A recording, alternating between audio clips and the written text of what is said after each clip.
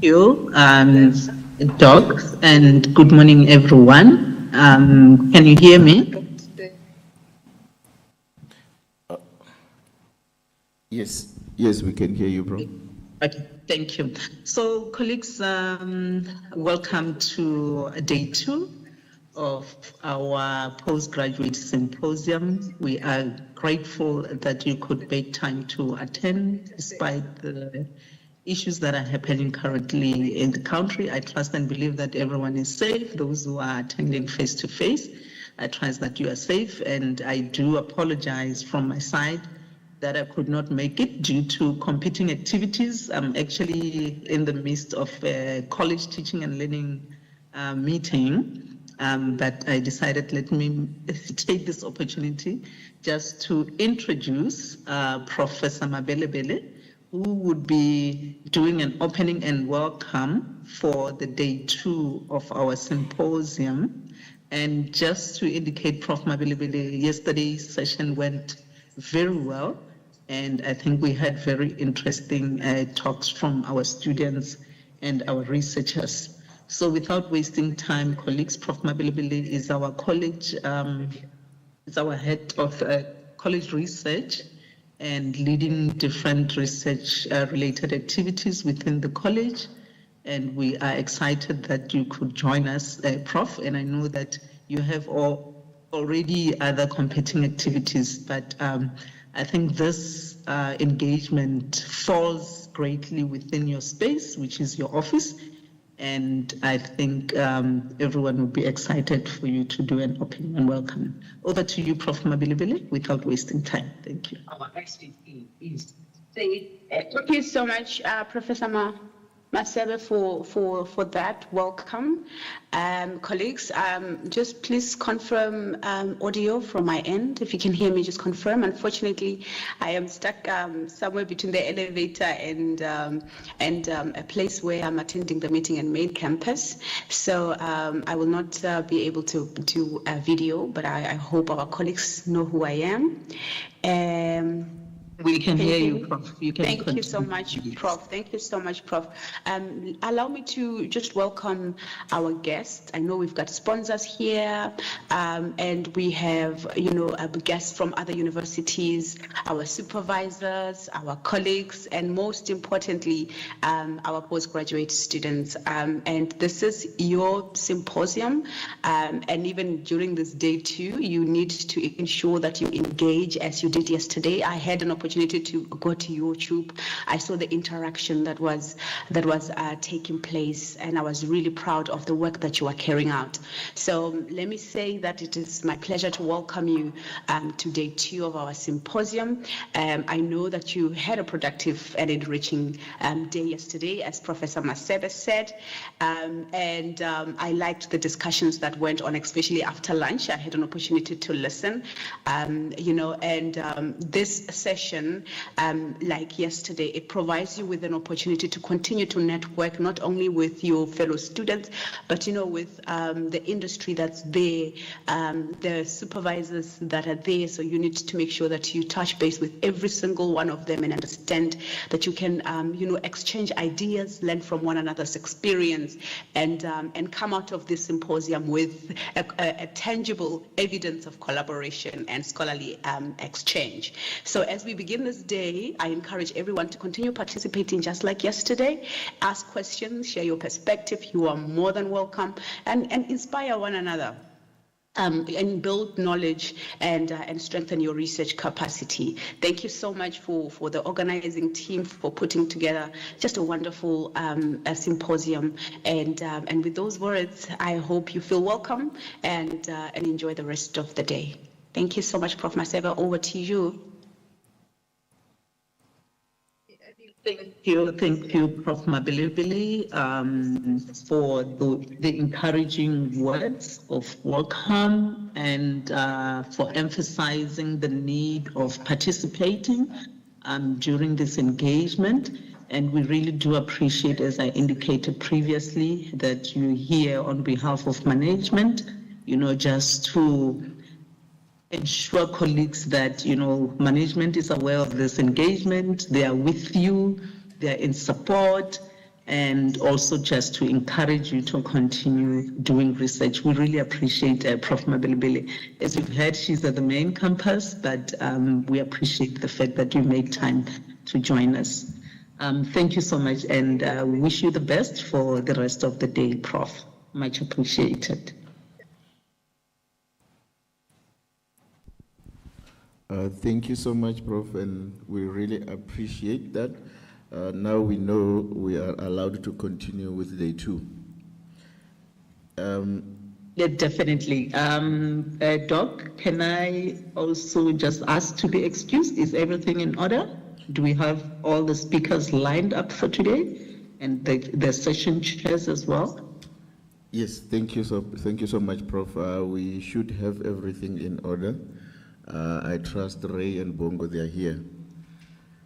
They always carry the whip. They will put us in order, in line. All the best for the days and for the day's proceedings. And should I have time, I should be able to join after the graduations. All the best, colleagues, and best wishes to all our presenters. And please make sure that you have your notebooks, your pens ready, because we're going to have interesting engagements regarding funding for student opportunity, postgraduate opportunities. So have your pens, your notebooks ready so that you can grab that information. Thank you so much, Dr. Nesangani. All the best for the day. Thank you. Thank you so much, Prof. Much appreciated. And colleagues, I think we are ready to go. And our next speaker will be from, it's our second parent in this learning journey. And I think we always ready to hear from them what goodies they have for us. I hope they have something. They promised me that they have something for us. Our next speaker is from the NRF, who will be talking for the postgraduate student funding opportunities. I would like to invite Mr. Nelson Komane. I think he's doing it online, He should be there. Mr. Komane, are you there? I am here, Doc, and ready. But sorry to interject. I see that my option for sharing the screen is grayed out. It's deactivated. I'm not sure if there's something that needs to be done on your end so that it can be active. Oh, thank you. Our ever reliable people are working on that one. I'm sure they will assist you on that in just a second.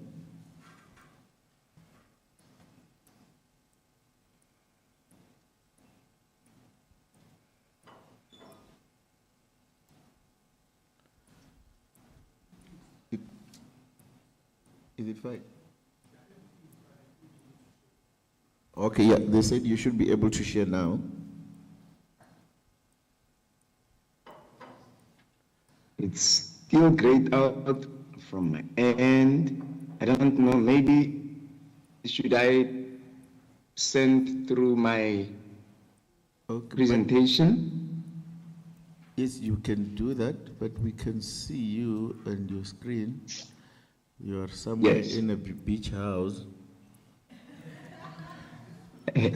Yes, but then let me try and share the presentation quickly. Okay. Maybe that would save us time. Okay. Would it be fine to share it with the Cine Bongo? Yes, please. All right, okay. I have an email here.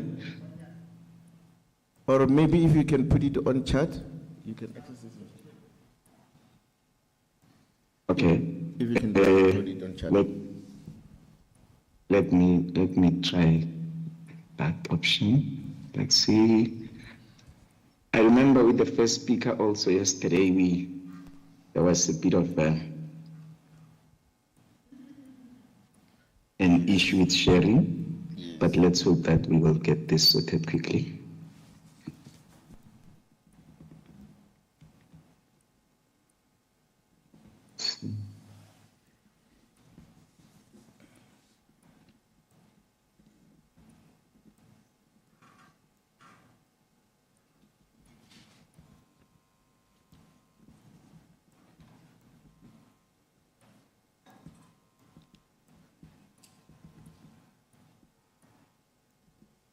Okay, I'm still trying to get it right here.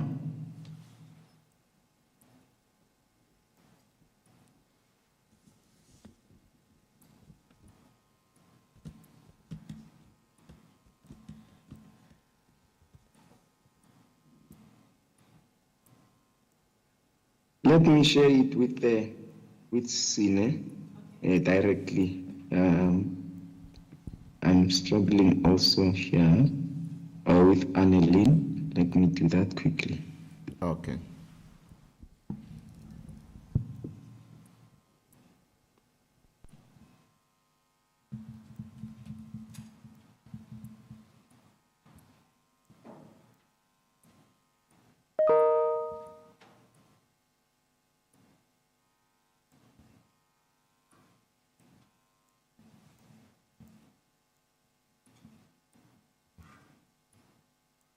All right, I've sent it through to Annelien.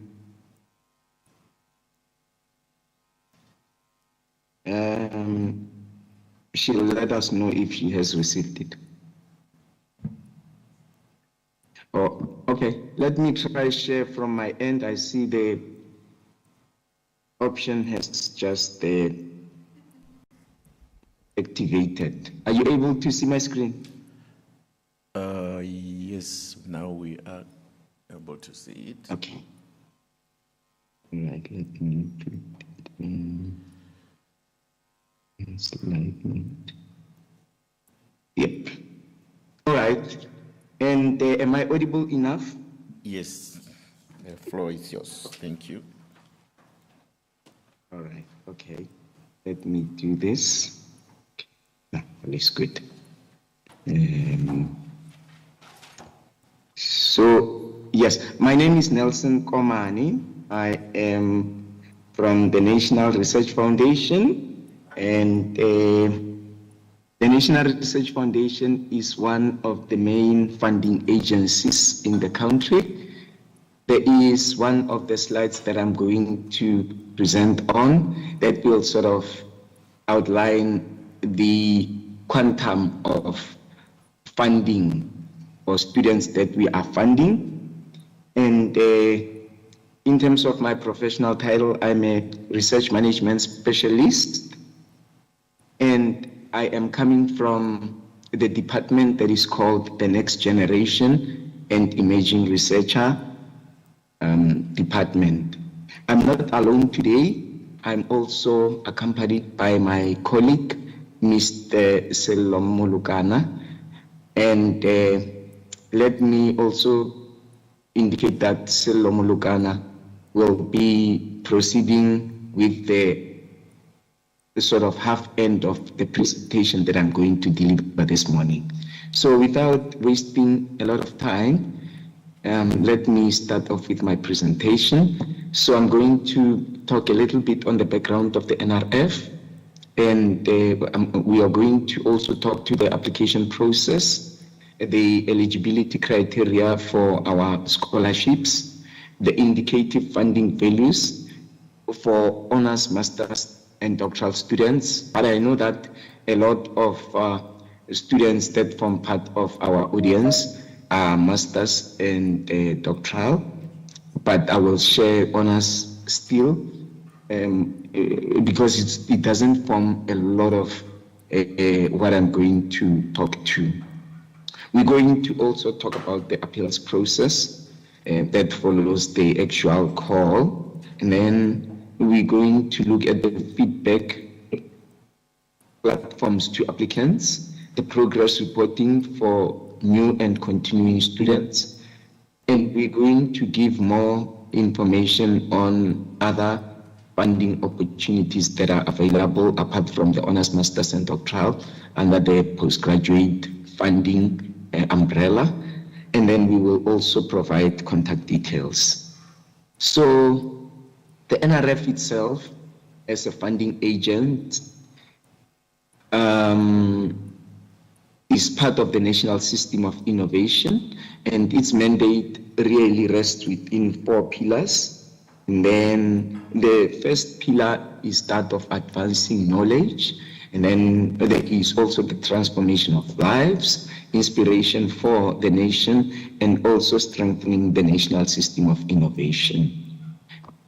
And then with regards to the transformation of lives, that really links with our department directly. We look at the postgraduate funding or support, and also the emerging or early career researcher support. This is largely for aspects such as postdoc funding and early career support.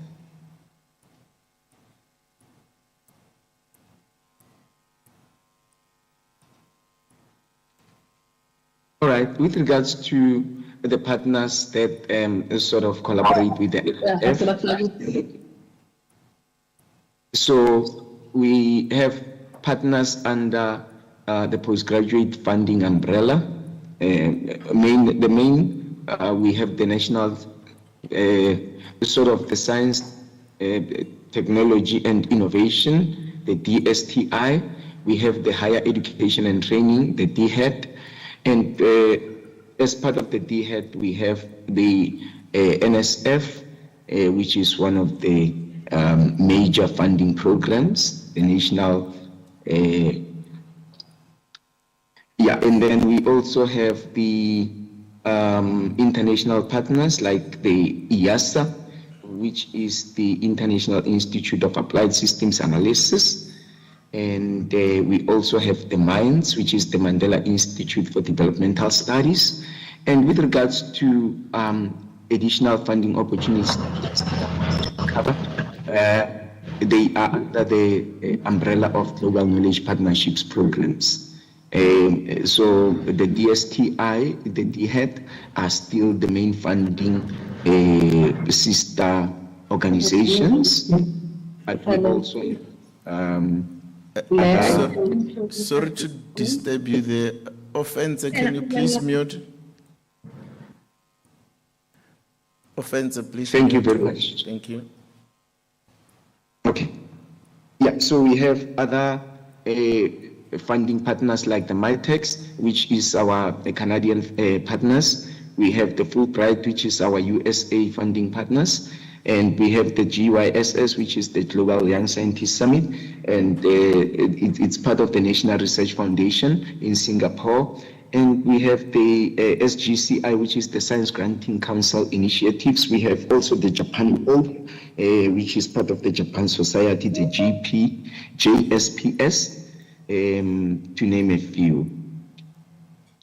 So with regards to the bursaries that the NRF allocates, these are allocated in a manner that supports transformation. For instance, with regards to the targets for citizenship, 95% of the scholarships that we allocate or we award goes to South Africans, 5% goes to international students. Those forms includes also students from the SADC regions, and also 55% of the entire funding goes to female or women. And then further disaggregation into South African targets include 90% that is allocated to students who are black, and 10% students who are white, and 1% goes to students who are living with a disability. And the slide that I talked to in my introductory statement comes to view here. With regards to the honors, masters, and doctoral, as well as extension support for masters and doctoral, we received a total of just over 18,500 applications. These are applications that were eligible for funding by the NRF after undergoing the review processes at the institutions. And then of the entire batch that we received for funding, the NRF could only fund around 4,667, which is around 25% of the entire batch that we received. And when you look at what we are funding vis-a-vis the last sort of column, which is the enrollment of postgraduate studies at the 26 institutions, you will note now that we had around 176,579, give or take, and the 4,667 that we funded, it's just a drop of the entire sort of enrollment. And this now calls for students to not only rely solely on the NRF as the possible source of funding. What we are saying here is that students should explore multiple platforms or opportunities for funding so that they stand better chance of getting funding for their postgraduate studies. And also what this tells us is that in 2025, during the 2025 academic year, the funding was somehow constrained.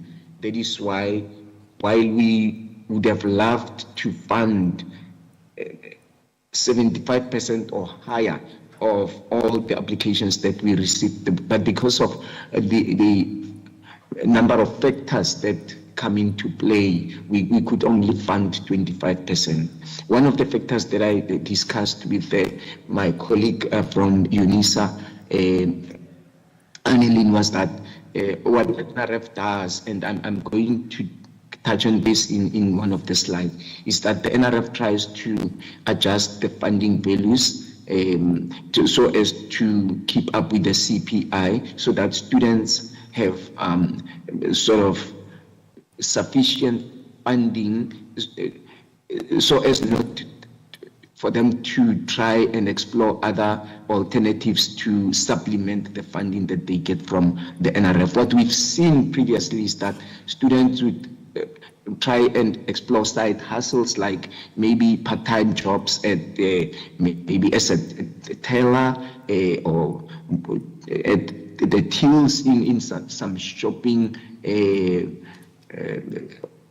so that they can maybe make additional income to supplement the NRF funding. So we are trying to keep our funding as competitive as possible so that it carries our students through the entire period of their postgraduate studies. So let's look together at the application process. So we always urge our applicants or prospective applicants to familiarize them with a number of call documents that relate to the call. For instance, we have the framework document for postgraduate funding. We also have the expectations document. We have frequently asked questions document. We have guidelines document for the application, where it also gives snapshots on how you go about sort of navigating your application. And these documents can be found on the NRF website. You can tap on that sort of link, or if you go on the NRF website and you type postgraduate funding, then you will get information on the call that is currently open for 2027 funding, and all the documents that sort of relate to that call for postgraduate funding. All right, so the call itself for Masters, Doctoral and Extension Support for Masters and Doctoral opened around the 20th of April in 2026. This is for funding in the 2027 academic year. And then the call for honors will open on the 7th of July. This is so as to allow the system to carry the load of all the applications that are coming in. Hence, we have sort of disaggregated or separated the honors call from the Masters and Doctoral call. And then we also have what we call the financial means assessment. This is part of the call for honors, masters, and doctoral, where we assess the financial means of our students so as to sort of determine whether they could be funded at full cost of study or partial cost of study.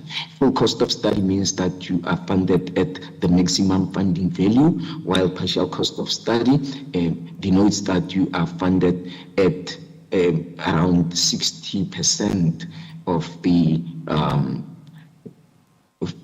maximum funding value. And then with regards to the, I'm going to talk about the eligibility, but then we have a 28, 30, and 32 years limitation in terms of age, but that relates to only 80% of the entire sort of funding, while the other 20% does not take into consideration the age limitation. I'm still going to talk a little bit more to that. And then with regards to the closing dates for masters and doctoral, while it opened on the 20th of April, it will close on the 3rd of July. And the extension support for masters and doctoral, it will close on the 14th of August this year. And then the honors will close, the honors call will close on the 23rd of November 2026.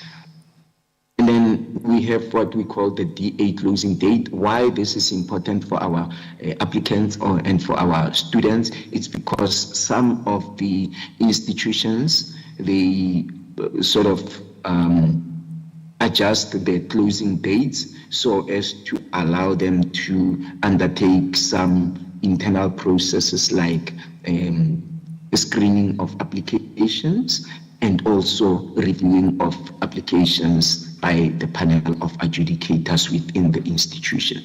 So the DA closing date for masters and doctoral is 4th of September, and the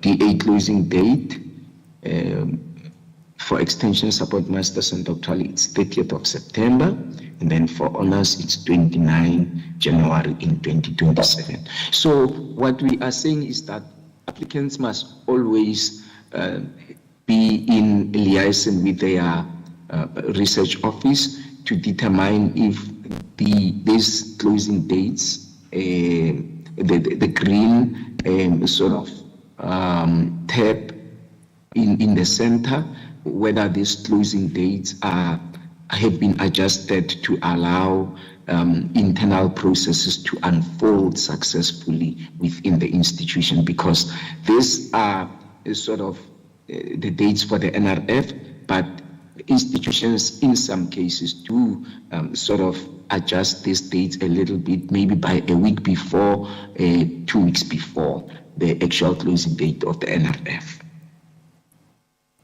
All right, so looking at the application process again, with regards to the screening process, we have noted, and also the financial means assessment, we have noted that when we screen these applications at the NRF, we find some required documents would be missing, and this render the application ineligible.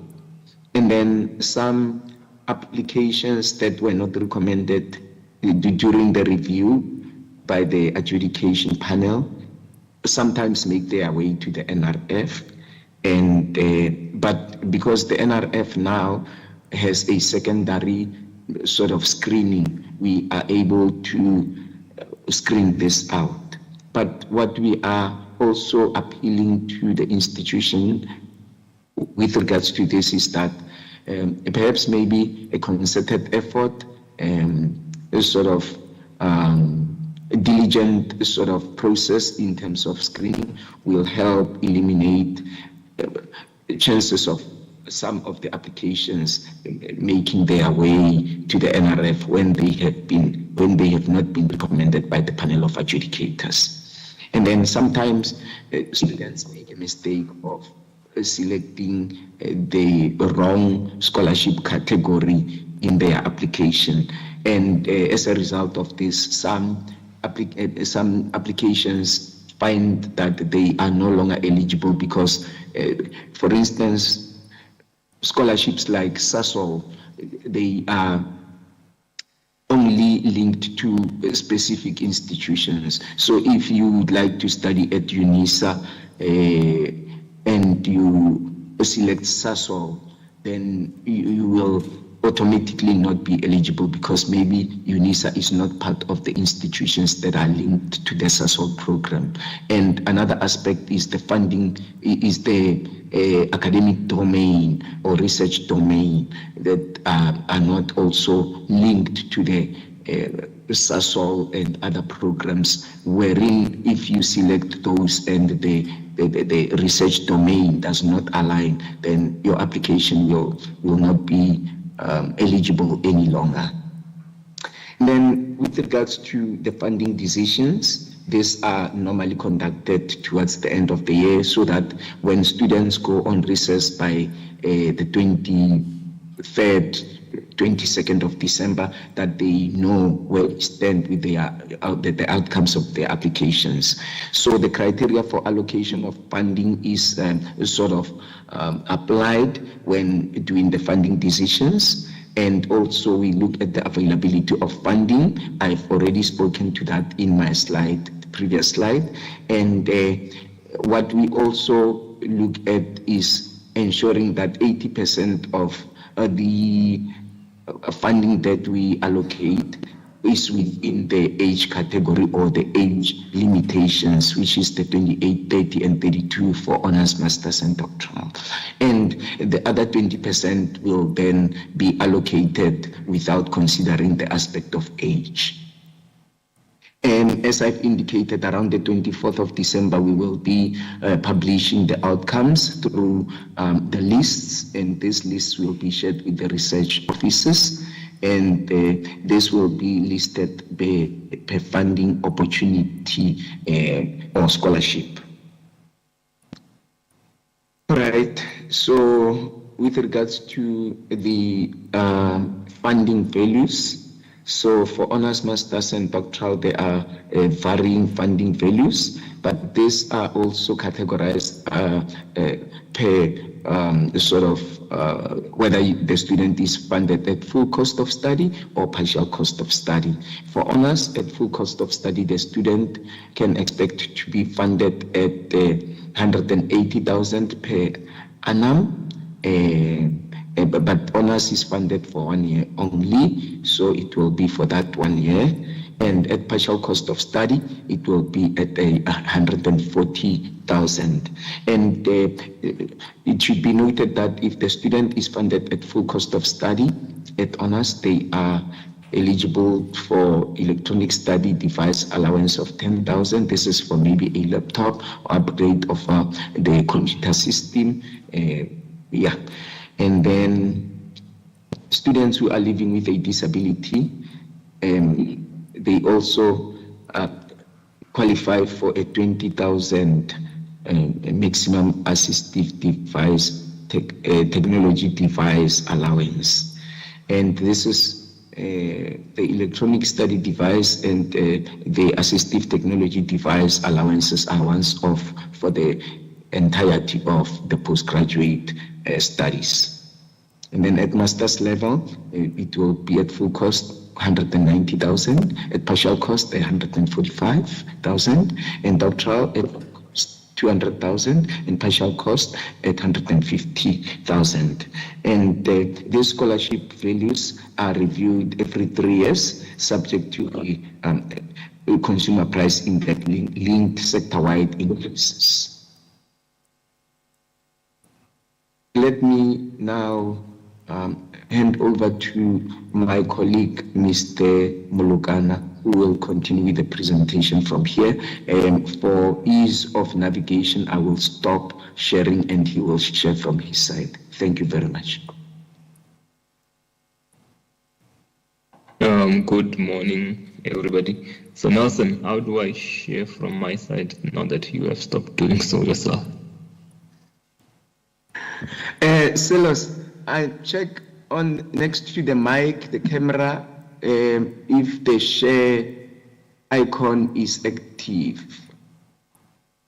If it's not, it's not. No. Okay. So I don't know if maybe on account of time I can continue sharing, and then when you are done with the slide, you can just say Nelson advance, and then I will navigate for you. Okay. All right, let me do that.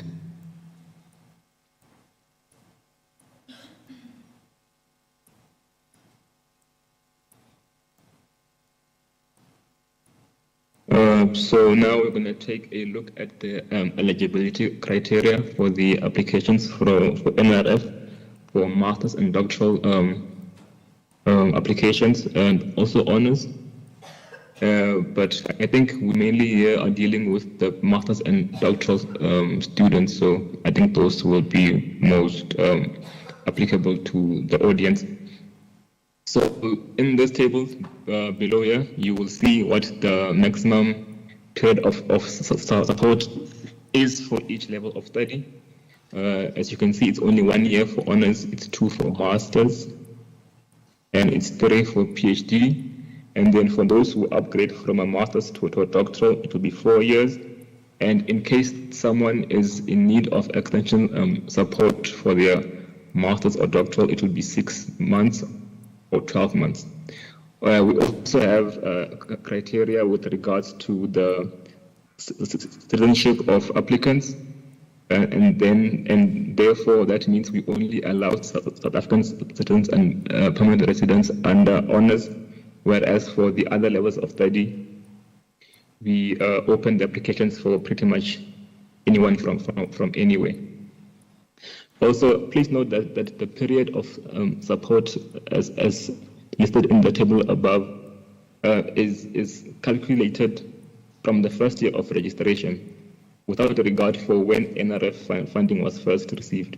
That is to say that if you first register for your master's without receiving NRF funding, you will only then be eligible for 1 further year of funding from the NRF and not 2. So that means you will have to apply for extension funding in case you will need further funding from the NRF. Next slide.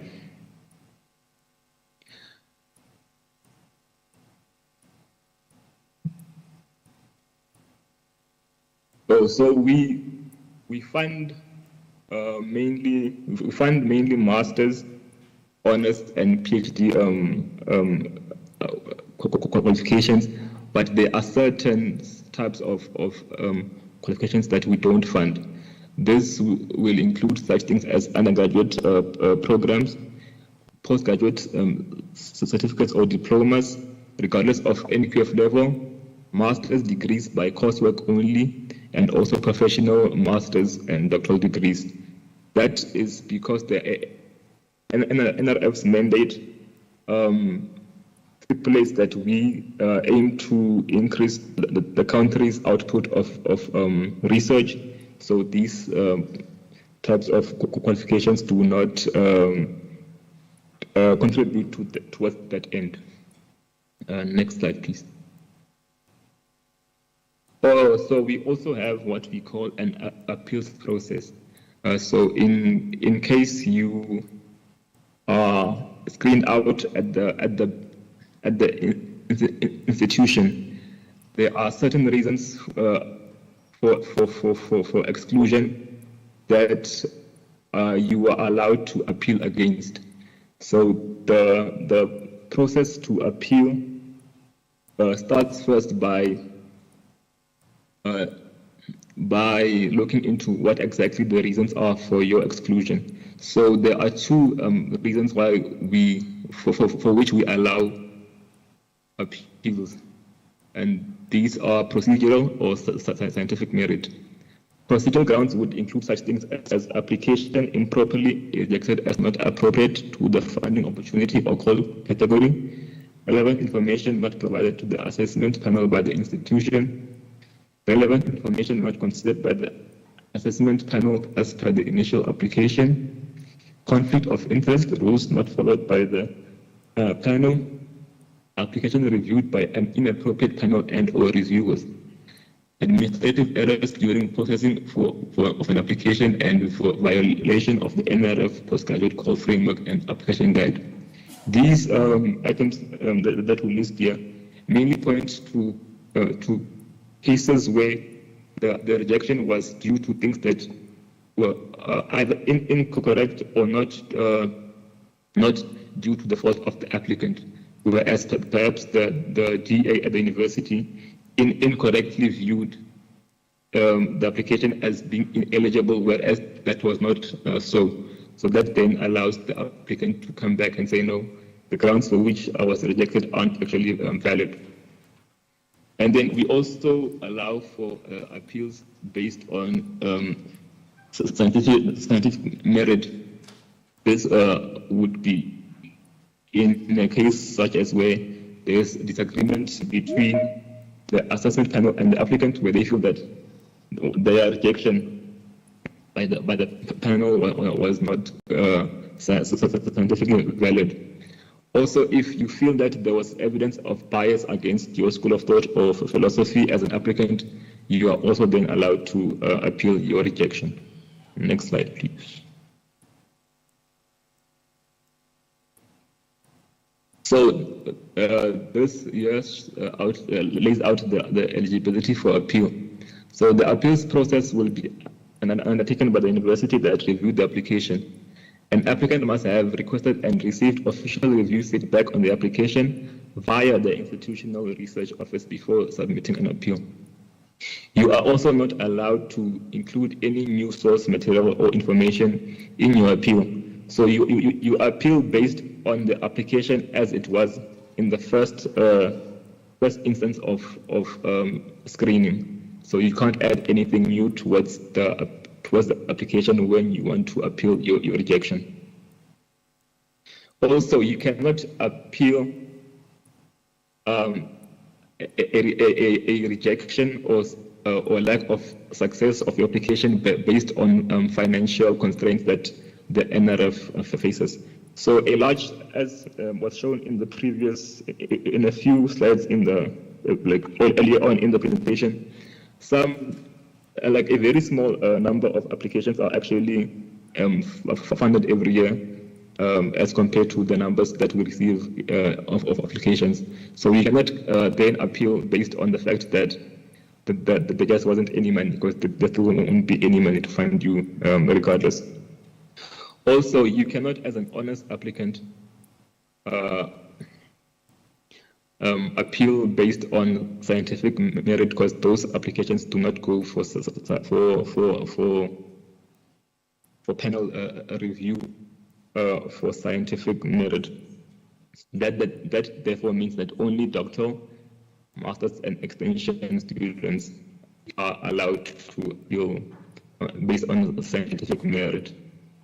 Next slide. So there are different ways of providing feedback to the applicants based on the outcomes of their application and the stage at which that happens.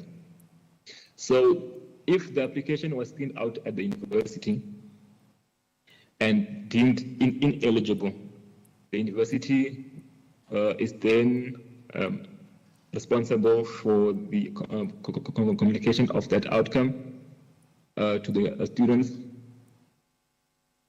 such as in a case where they were reviewed at the universities and not recommended for funding by the panel reviewers. And then if your application was only screened out at the next stage of screening, where the NRF steps in and then screens the application, we are then responsible as the NRF to send out regret letters to all those applicants whose applications were not fundable due to budget constraints or due to not meeting certain eligibility criteria. after that, we will then, or usually before that actually, we will also publish lists of all the fundable applications on the NRF's website. This usually happens around the end of December of the year of application or early in the following year. Next slide. Okay, this now is the slide that deals with progress reports. These are required for all those who receive NRF funding in a given year. This means that if you receive funding from the NRF, you are to complete a progress report for that year. However, it only applies to master's and doctoral students, not to those who are under honors funding. If you fail to complete a progress report in any given year of funding, you will be deemed as ineligible to receive funding for the next year. So that means it's very important that you make sure that you complete your report by the due dates and that it is submitted by your DA to the NRF for review before their own cutoff dates. In the list, in the table here, you can also see the number of reports that you are meant to complete for each level of study. So if you receive the maximum 2 years, for example, of master's funding, you will also be expected to complete 2 progress reports. At honors level, you need only to provide a proof of completion or a certificate of your degree, of your honors degree. Next slide. At the NRF, we also have certain other opportunities that are meant to foster partnerships with external and international partners. The first of these is the KIC Travel Grant. So this is a grant that can only be applied for PhD students by their supervisors. So as a student, you cannot yourself apply for this. You will need to have your supervisor apply for you, and we allow for each supervisor to apply for a maximum of 2 students only. The website that you would apply to is the normal NRF website, where you will have applied for all the other grants that you will have applied to. Please also refer to the KIC framework for any further information on this funding opportunity. Next slide, please. Yes, we also have the international opportunities under the GKP.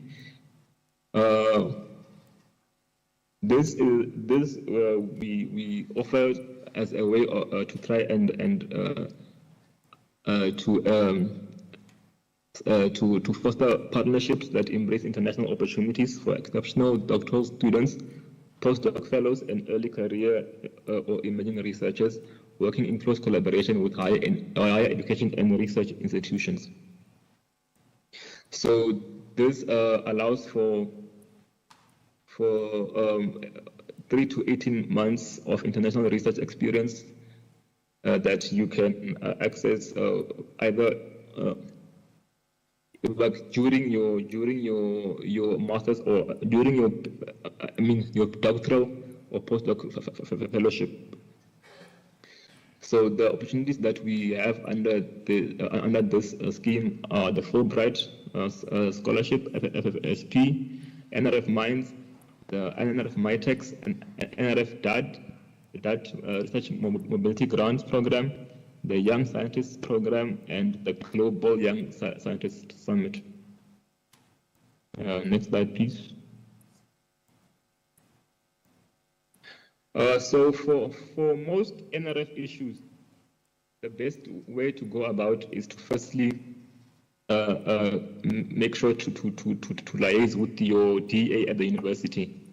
And then beyond that, if you need any further assistance, you can either email the NRF at the email given here, or you can call us telephonically.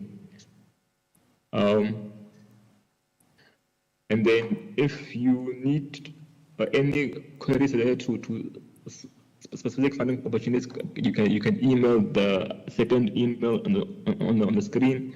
But for most issues, you will be able to get assistance at the university from your DA, and they will also usually be the person or people that will be able to address your issue towards the correct people at the NRF. So it's of utmost importance that you always use them as a first port of contact. And then that should be it for our presentation. So thank you.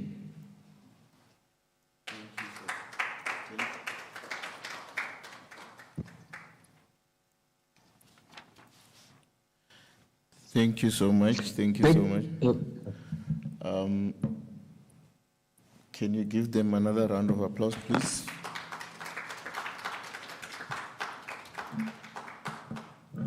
Do we have any question or comment? Please assist monitoring online participants as well. Tavi, the question there, we'll take one. This is the money, guys. You should have all the questions for them. Okay, let's first take one from here inside. Morning. My question is, from the funding money that we get, is there by any chance where we'll be asked to use that money for any research consumables, or is just for you as a student? Did you get that?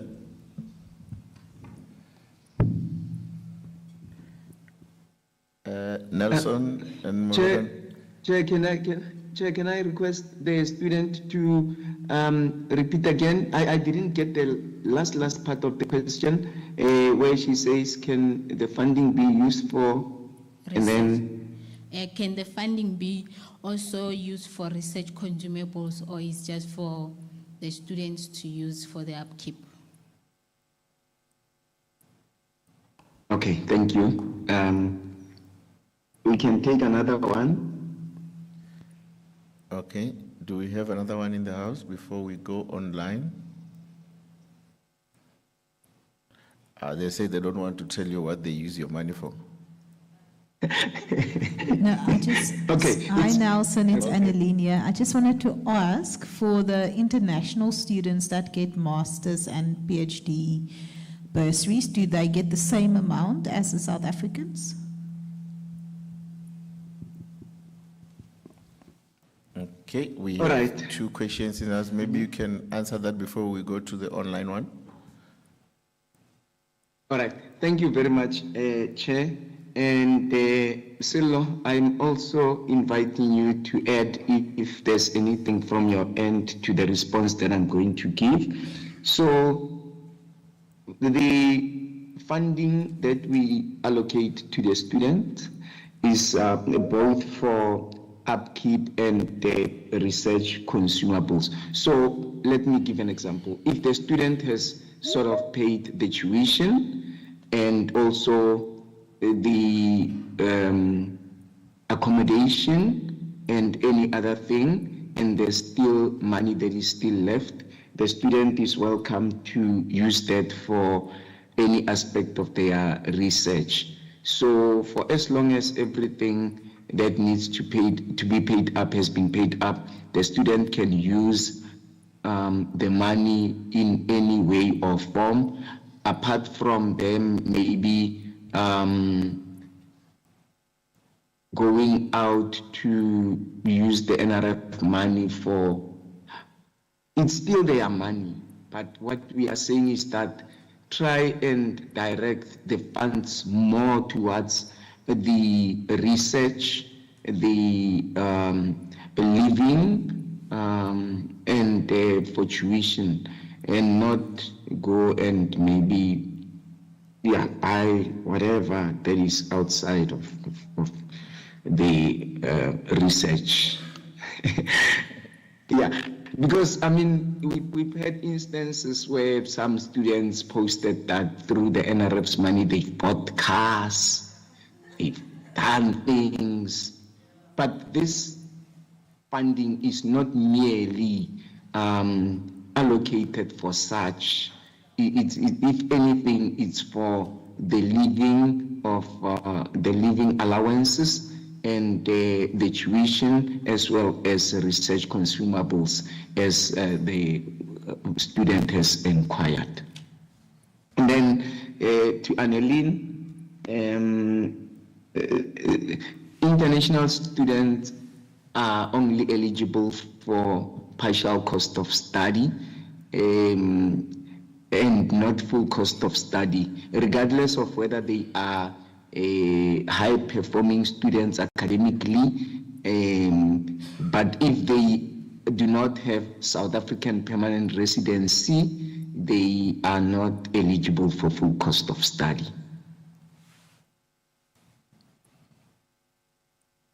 Okay. And let me add before you and also our international opportunities like Fulbright,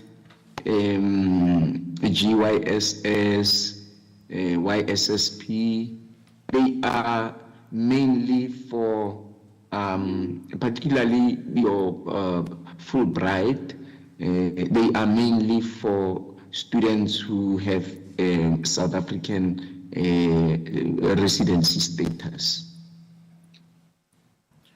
Okay, thank you for that. I hope everyone is answered. Can we quickly, can you kindly assist with reading the online questions? Or did they type or They typed the questions, but I can read it just for everybody. So there's a question from Tobile. She's asking, does the partial funding criteria also allow someone who is working and studying full-time? And then the second question is, how does it work for SARCHI chair research in case you find a professor with the opportunity? I think I'll take the first one. I don't understand the second one quite all that well. You cannot study and receive NRF money while also working full time. And full time with the NRF is defined as anything above 12 hours per week.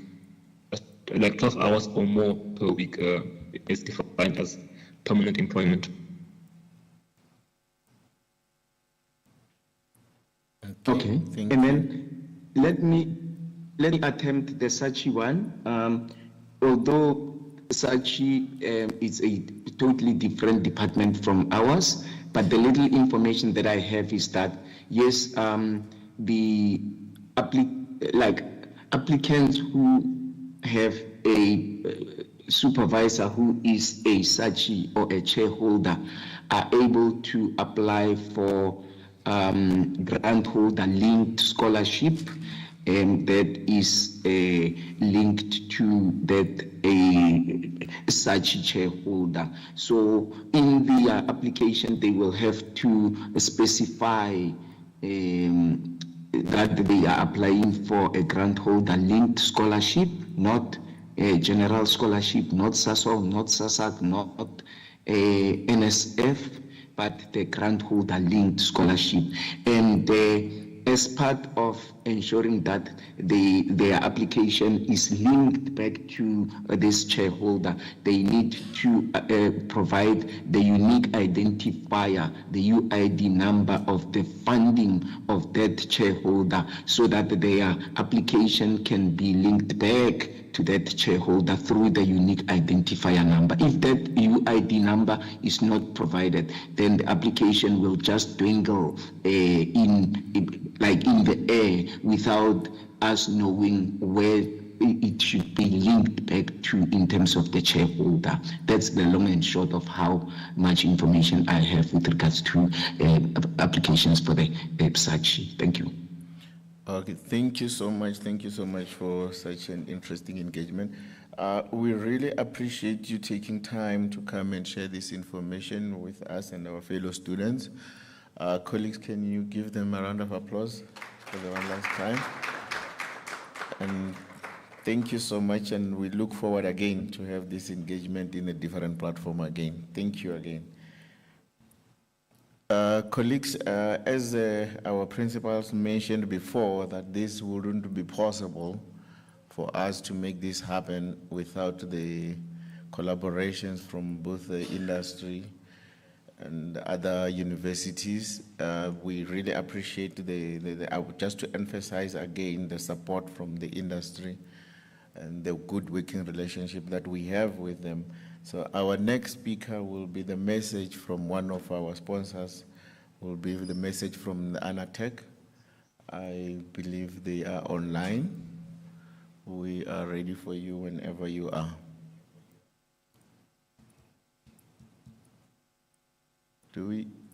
Who's supposed to talk for ANATEC? Is us?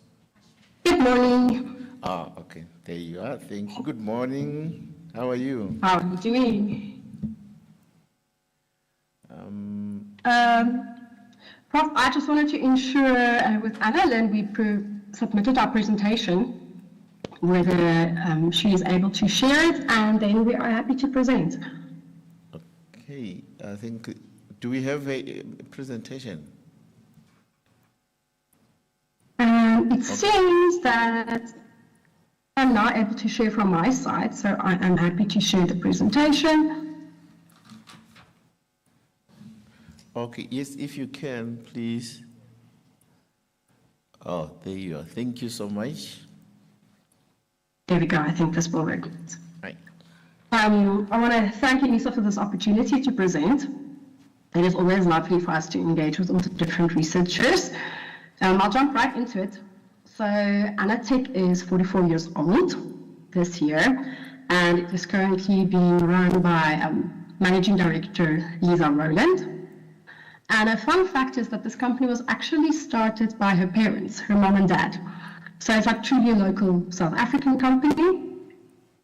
And at the moment, it's probably about 80 people in staff count. And this would include then our technical support, app service, and all the administrative staff. So we function in various departments. So chromatography, microbiology, molecular biology, water and elemental analysis, and also in diagnostics. And you will note today, you will also be hearing from different sales representatives from ANATEC, because we all function in these different areas to ensure that you get specialist support. Our offices are based in Johannesburg, where our warehouse is, but we also have offices in Cape Town, PE, and in Durban as well, and in Kenya, in Nairobi. And that is sort of the backstory of ANATEC. From my side, I will be presenting in particular on the molecular biology division, and you will also hear from some of our other divisions a little bit later in the talk. Okay, so I'm going to jump into a typical workflow for molecular, starting with nucleic acid isolation. And here you can have a look on the right-hand side. For people that's research touches on this, you can see we offer a range of kits with various sample types. So find the sample you're working with, and this will guide you to the kit that you can potentially use. Promega is really our flagship brand for molecular, and in this space we offer either manual spin column-based kits, which is either Ripia Prep or the Wizard kits. And for those labs that have a little bit higher throughput, we also offer automated nucleic acid isolation with the Maxwell instruments. The Maxwell RAC can extract either 1 up to 16 samples simultaneously, or the Maxwell 48 can do from 1 sample up to 48 samples. And these work together with the Maxwell kits that's supplied in these cartridges where the reagents are pre-allocated. So it's really easy to use and there's no wastage of plastic or any consumables. And then also, once your extraction is completed, if you want to quantify your DNA, the Maxwell systems are supplied together with the Qantas fluorometer, which is the guy down there. I don't know if you can see my cursor. It also sells this as a standalone instrument, obviously, and this works with the Qantas dyes. And I just wanted to mention as a side note that the Qantas dyes are also compatible with a qubit instrument. Okay. Then potential downstream applications, I think for many people in this space would be PCR or real-time PCR. And again, from Promega, all our PCR-based mixes are built around our standard, I want to say, star enzyme called GoTac that just really performs well and with most sample types. For endpoint PCR, we would recommend the GoTac G2 master mix. And then for real-time PCR, we can either go with the GoTac qPCR and RT-qPCR systems that contains the bright green intercalating dye, or obviously the probe-compatible mixes. And then I do need to mention the Endure qPCR mix. This is a different enzyme action for PCR, and it is really good with difficult samples that contains inhibitors. To complement our PCR mixes and portfolio, we also offer primers and probes from MetaBiome. And for this, the lead time is about 10 days, so it's quite a quick turnaround time. And you can select which type of probes is suitable for your particular research. And then this comes from Germany.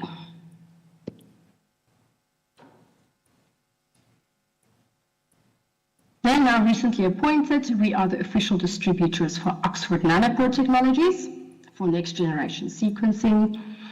And as you might know, their vision is to enable the analysis of anything by anyone, anywhere. And such that Anatech also supports that in terms of the instruments, service plans available, training, consumables, and reagents. And again, depending on the research that you are doing, apologies, ONT offers solutions for study of humans, cancer, developmental type of topics, as well as in agriculture, plants and animals, and infectious disease and microbes.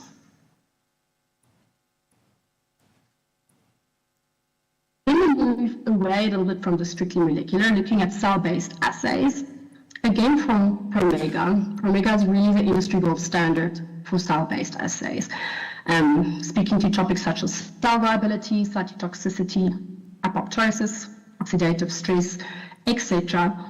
There's so many pathways we can investigate, and this is all supported by our plate reader that's available in different modes called the GlowMax systems. And then for immunoassay-based research, we offer antibodies from cell signaling technology that is really known for the good quality monoclonal antibodies, and this supports all the various applications that you can see here. And the last slide from my side in particular, also for any of the molecular workflows, we do the general lab equipment that will complement these, and they are from different trusted brands, and you're welcome to reach out for any of those to us. I'm then going to hand over to my colleague Ashmitha, which will tell you more about our microbiology portfolio. Thank you. Thank you very much, Anandi. Would you be able to change the slide for me, because I have no access? Can you go one back? Thank you. Welcome, everybody. I am Ash from Anatech.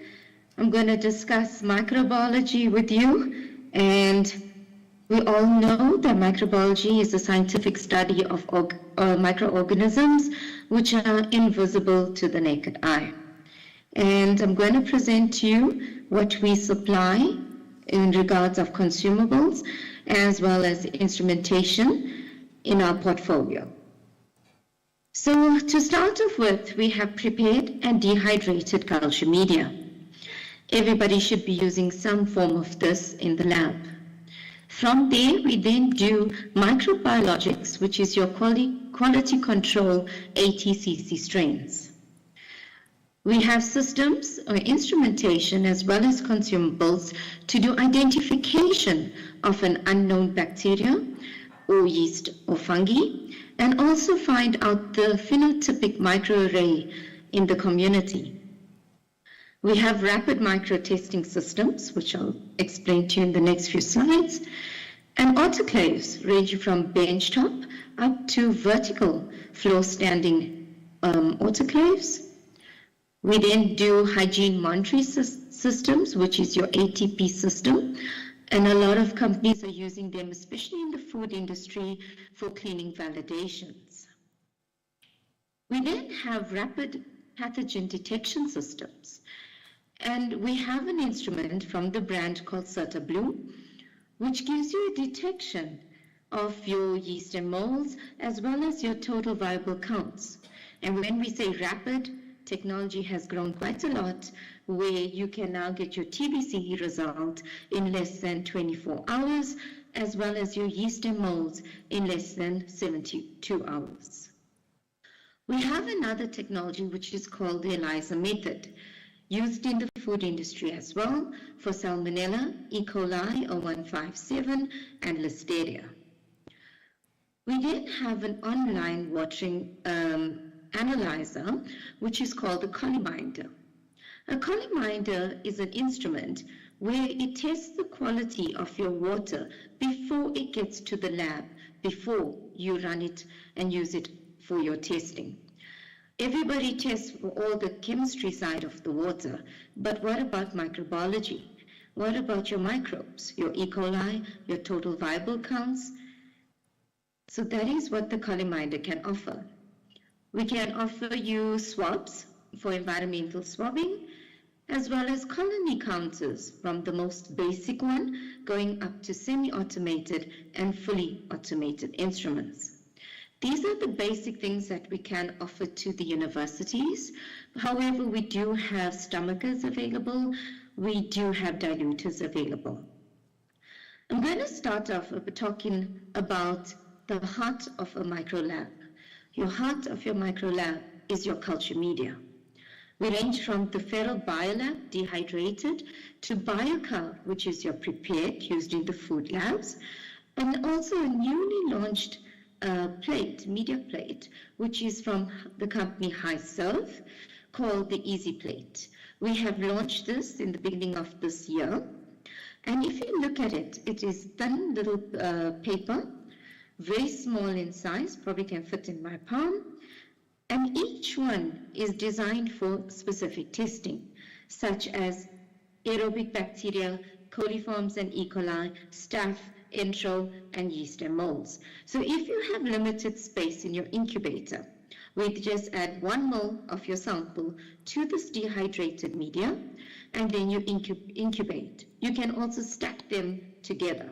The best part about this is that although it's so small, and you're going to worry about how am I going to count all these colonies, we have a scanner which is linked to these plates, and it scans each plate, which goes to your software, giving you a picture as well as your CFU counts, which is good for traceability. Next one. Also, we are the leaders in the microbiologics ATCC strain. We provide different formats, and for universities and many people at UNISA are already using our quick stick packages, which come in a 2-pack as well as a 6-pack. I also want to introduce to you the microbiologics Lifer disc. It is a compressed disc where your strain is compressed, and you'll need to use hydration fluids to make it into a liquid format. And then for research, a lot of people would like to know what strains can be used with a known CFU. And there we can provide you an easy CFU, which gives you a known CFU count. So you know exactly what we are starting off with. All these ATCC strains are then given to you with a COA. as well as training from our application specialists to teach you what to do and how to do it and how to interpret your results. The next one I'd like to bring to your attention is something that we have launched from middle of last year. Anatech supplies a brand called Biolog. And Biolog has two instruments called Odin 8 and the Odin L. This instrument does identification of an unknown bacteria, yeast, or fungi. You'll get a genus and species identification. From there, a lot of researchers at universities are doing the phenotypic microarray analysis. So how well can this bacteria, for example, utilize sugars, utilize your pH? You don't need to do any gram staining to do any IDs here. The system does it for you. Or how well does it do with amino acids? Can it utilize it? And from there, those are the list of chemical sensitivities you can also be given. So the plate works, and this technology works with a 96 well plate with 71 carbon sources and 23 chemical sensitivity assays. You can do applications from gut microbiome, yeast and mold applications, environmental, soil, HIV, TB, cancer cells, and much, much more. So what Anatech is offering to you today is that we have launched a roadshow, which is already in play in Cape Town. We will be going to PE, Gauteng, as well as KZN. We are offering this opportunity to all universities, where we will do a demo for you for 5 days, whether it's riser plates or depending on your application, and we are giving you an opportunity to try out our Odin 8. So please keep in touch with me. I will put my details on the chat so that we can communicate if you would like to have this demo at your lab. Other than being a specialist in microbiology, I do fall under the water division, which is completely different from all the cultures and strains that we have discussed.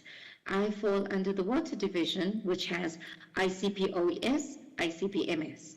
And ICP is your inductively coupled plasma. So everything on your periodic table can be determined on this instrument. It looks like a coffee machine and should be in my kitchen. That's how smart it looks when you look at it in person. But it's actually for the lab. To determine the exact elemental makeup of a material, that's exactly what this instrument does. So ranging from PPB to PPT analysis, we can assist you there. I also sell another instrument which is called an elemental analyzer, which determines your carbon, nitrogen, oxygen, and sulfur.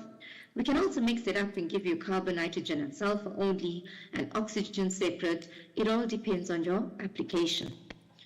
We have TOC instruments, from automated TOC instruments to slightly more basic ones. We have total nitrogen, total sulfur instruments, standalone instruments. And another part of our portfolio, which is quite a big part of our portfolio, is our IC instruments, which is our ion chromatography instruments. From combustion ICs to normal ICs, we can help you with them. We also have, for the water industry, for the various types of water that you have, a discrete analyzer where you can test your anions, your ammonia, your fluorides, nitrates, nitrites, and much more. It's basically a glorified UV spectrophotometer, but it has many sample holders, so you can run many samples. I'd like to thank you for listening to my water side and my micro side, and I'm going to hand you over to my colleague Charlotte, who's going to do the chromatography.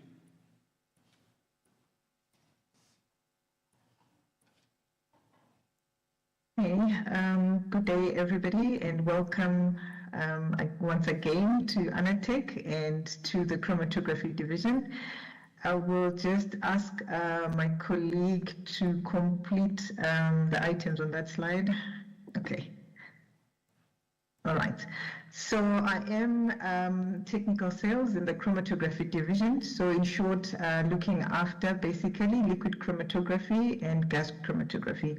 I'm not too sure if, I am sure actually some of you, because I did interact with a few of you yesterday, you are familiar with some of these techniques. So I will try to be as basic as I can so that at least people can have an appreciation of how chromatography can actually fit in your space. So from ANATEC, we are distributors of thermoscientific equipment. We are an authorized thermoscientific distributor. So our equipment basically comes from there. So from the chromatography space, we do cover, like I said, gas chromatography. So on our GC side, we also can supply different types of detectors. So the detectors really will align with the type of material or samples that you are actually analyzing. But the most commonly used one is your flame ionization detector. And in addition to that, we also have mass spectrometry detection. I will get into that in the next slide. Then on the liquid chromatography side, which is your far bottom left, we've got our HPLC system. It looks like that, and then different types of detectors as well that we can add on there, depending also on your type of analytes.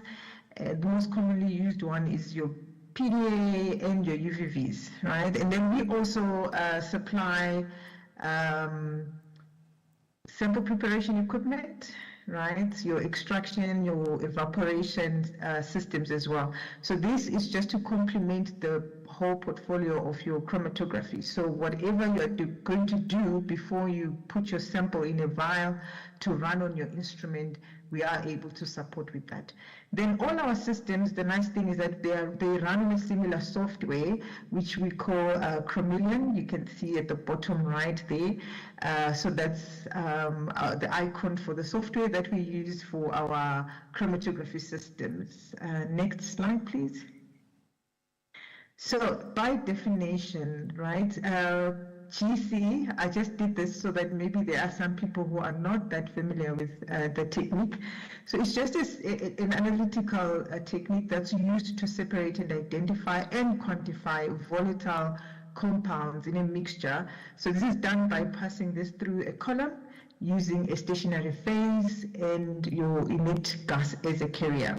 So the key, the statement being that your mixture must be able to volatilize.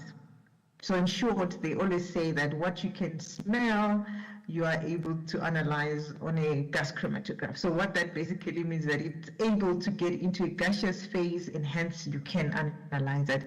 So this is how our thermo GC will look like. On your far right there, right? So our series is called the Trace GC systems. So the nice unique things about our systems is that you have an illuminated column oven, which is not similar to other systems that are out there in the market. So that's a new innovation coming from Thermo. And then you're also able to connect your columns tool-free. So you don't need any tools to connect. And then additionally also, we have what we call iConnect technology, where you find that your detector and your injector module, you can replace them yourself. So you don't need to have an engineer come out and change your detectors for you, because you can do it yourself in the lab. So this minimizes like your downtime and also increases flexibility, because you can add an additional detector.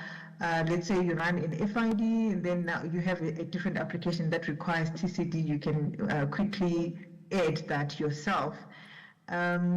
Next slide, please.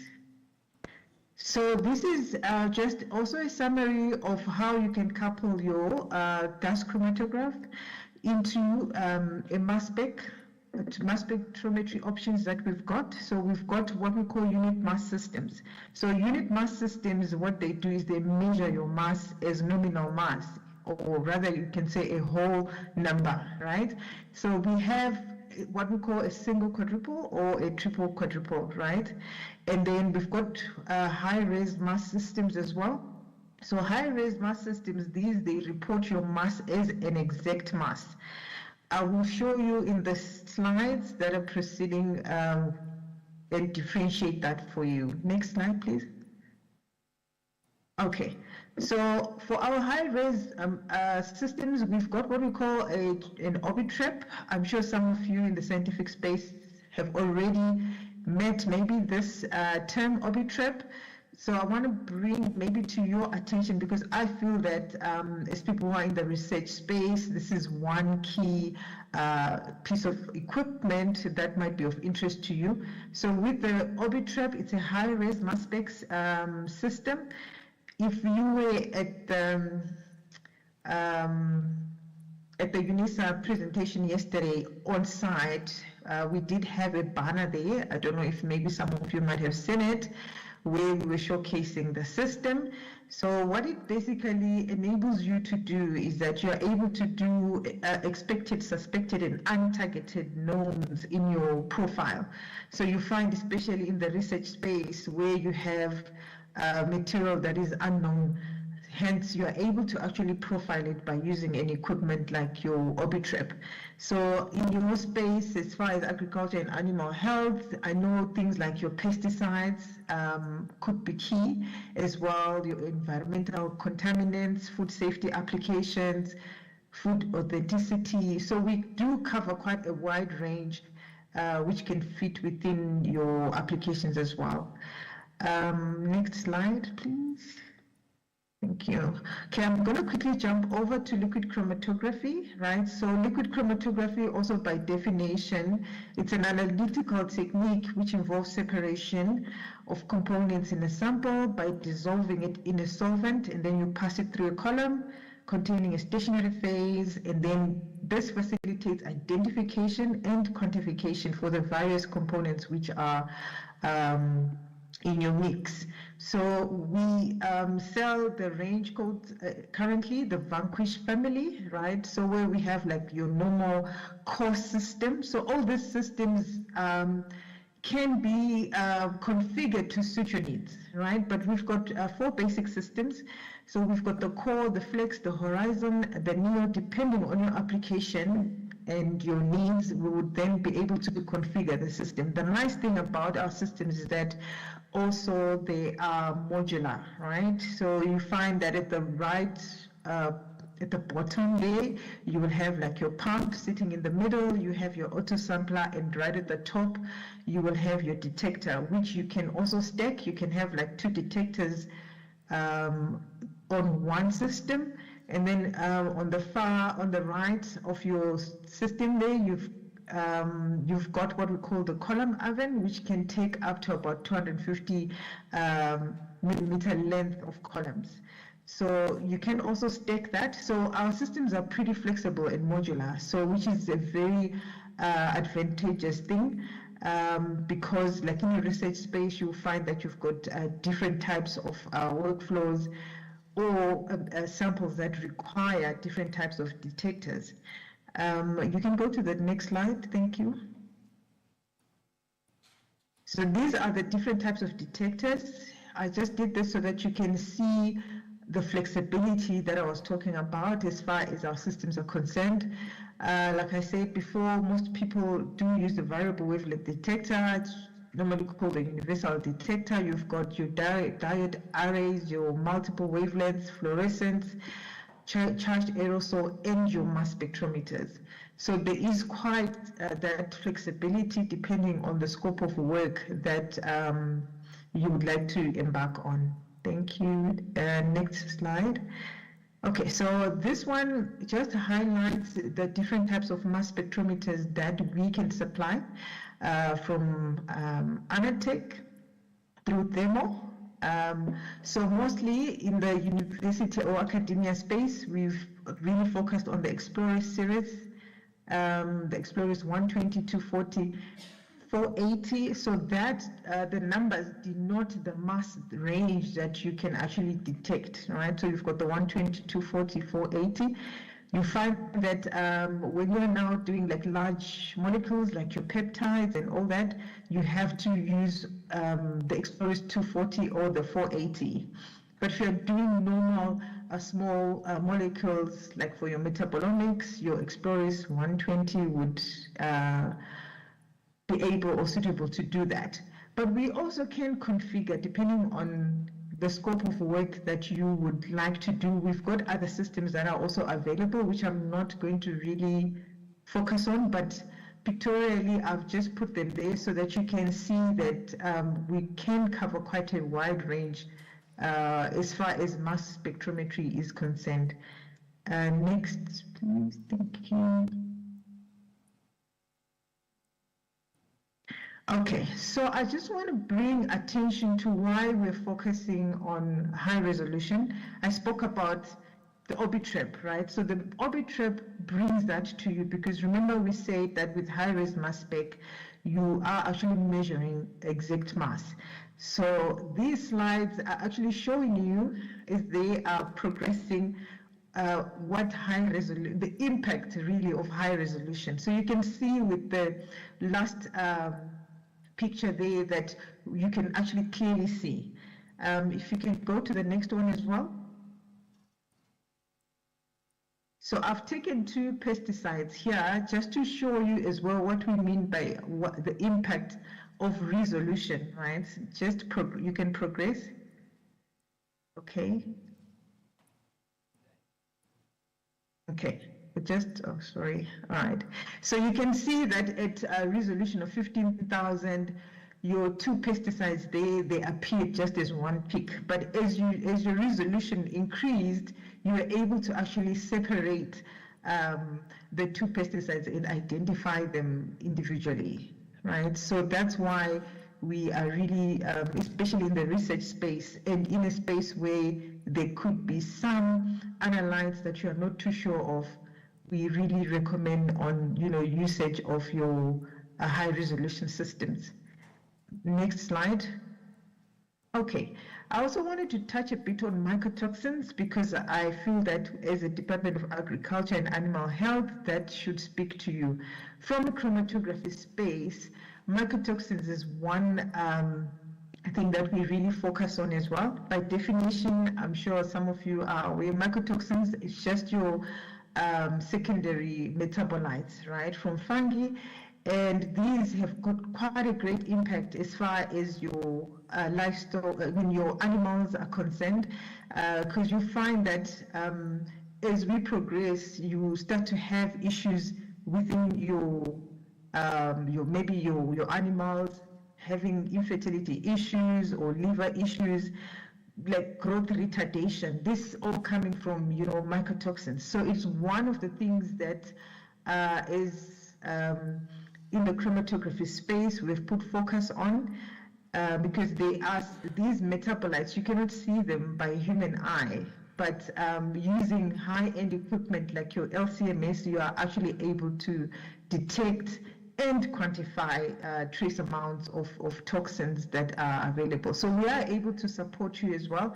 If there's anyone who's in the space of mycotoxins and focusing on that, we can actually assist you with the workflow and all the material that you may require for mycotoxin analysis. Then we do sell consumables besides the equipment that we've spoken about. We sell analytical columns, your bio-LC columns, semi-prep columns as well, GC columns, your vials, well plates, SPE, so that's your solid phase extraction, your catchers for those that are doing pesticide residue analysis. They would be familiar with catchers. So we do supply all that, your syringes and filters as well. Next slide. And then in addition to the chromatography portfolio that I've spoken about, I do look after the Solstice research chemicals as well. So here we just supply your chemicals and reagents that you require for all your analytical workflow. So we have split it into 4 groups. Depending on also your need. So we can cover from your analytical reagent up to your high-end LCMS grade reagents. So if you do have any requirements as far as solvents and reagents are concerned, please do reach out to us and we'll be able to recommend and assist with, you as well. Then we do sell also UVV spectrophotometers. My colleague in the previous talk spoke about the discrete analyzer. So Besides that, we do sell your basic benchtop cuvette-based spectrophotometers. Also, depending on your requirements and complexity of your work, we will be able to assist you in selecting one that will actually meet your expected usage your expected usage now and in the future as well. And I think that's it. Thank you so much for everyone who was able to attend this session. And if you have any questions, you can reach out to any one of us. You don't have to necessarily remember who's who, but you can reach out to any one of us who will be able to assist you. Thank you so much. Thank you so much. Much appreciated for that interesting talk. Colleagues, do you have any questions in the house first before we go online? You are the privileged one. I'm giving you the opportunity to ask first. Also, the online ones, I don't know if we have questions from the online participants. Can someone assist? I saw one question on the chat, and it was answered, but maybe for the interest of those ones who might not have seen it, if we can just repeat it. Can you assist by reading it, the question, so that it can be answered and everyone can benefit maybe from it? Okay, so since we do a lot of practicals for third years, from genetics to biochemistry and microbiology, I just wanted to find out if they do run programs where students can go and have some basic lab methodology that they run them through. So Ashmita has answered that they don't. However, for microbiology 101, 101, and QC training, they do that, and they do it on site. So I think for colleagues that want to have such a program, they can just contact them and then they can come on site. Ashmita, you'll correct me if I got that wrong. You've got it correct. So yeah, Anatech doesn't have a lab itself, so we don't do any testing or running of your samples. However, we do have a demo lab, which we then bring your samples through and run it, for example, an ICP or an FTIR. But other than that, from the micro side, we do come on site. We train you on basic micro 101, QC, why is QC done, what happens if you have any errors on QC. So that's basically what we can offer. Okay, thank you so much. Do we have any other question? This is the time to ask for discounts. They did promise that. Okay, seems like everyone is happy. We thank you so much for your time and for that interesting talk. You have quite a lot of things that we will definitely be in touch. There are things that we're really interested in getting from your side. Can we give them another final round of applause, colleagues, please?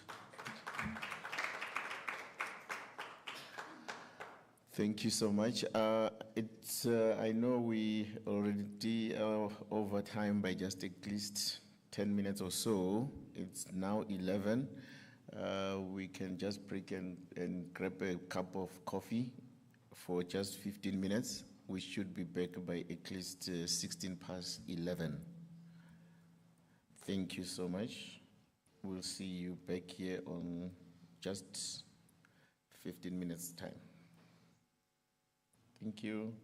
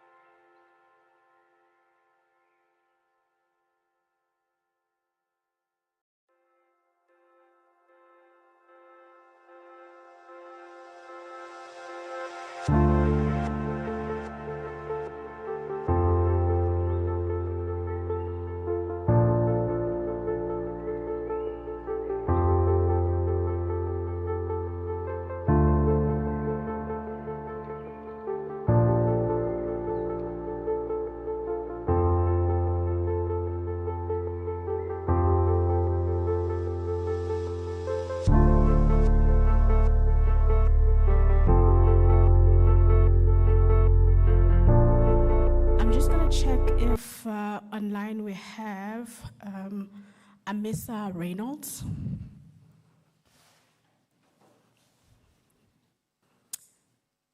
Amisa Reynolds, are you there?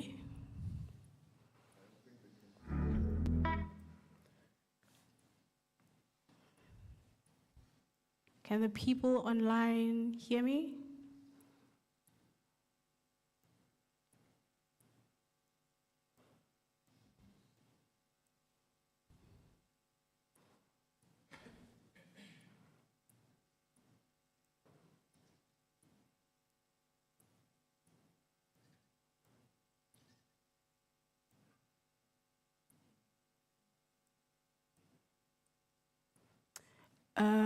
By some thumbs up, can the people online hear me? Everything is good. Okay, cool. All right, I was just checking if we have Amisa Reynolds online.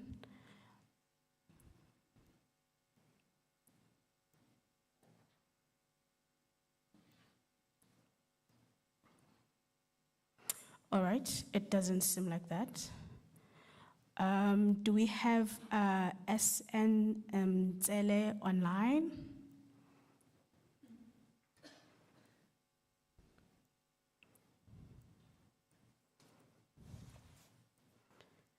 Okay, if that is the case, is Jessica from LASEC online? Yes, I am. Okay, Yes, cool. I'm Did you get my email just before the tea time? Let me see. I don't think I checked that. Okay, cool. So there's a bit of a shuffle. I was just asking if you could just come in this session. You're supposed to be on the third session. Okay, that's fine with me. I don't know if I should share my screen or you guys have the presentation on your side. Are you able to share from your side? Yes, I can do that. Okay, cool. Let me just give me a sec. Oh, by the way, Sinebongo, I'm the one who's been spamming your emails the past few mornings. And welcome to the second session. Thank you so much. I don't know if you guys can see me. Yes, we can. Yeah, just give me a sec.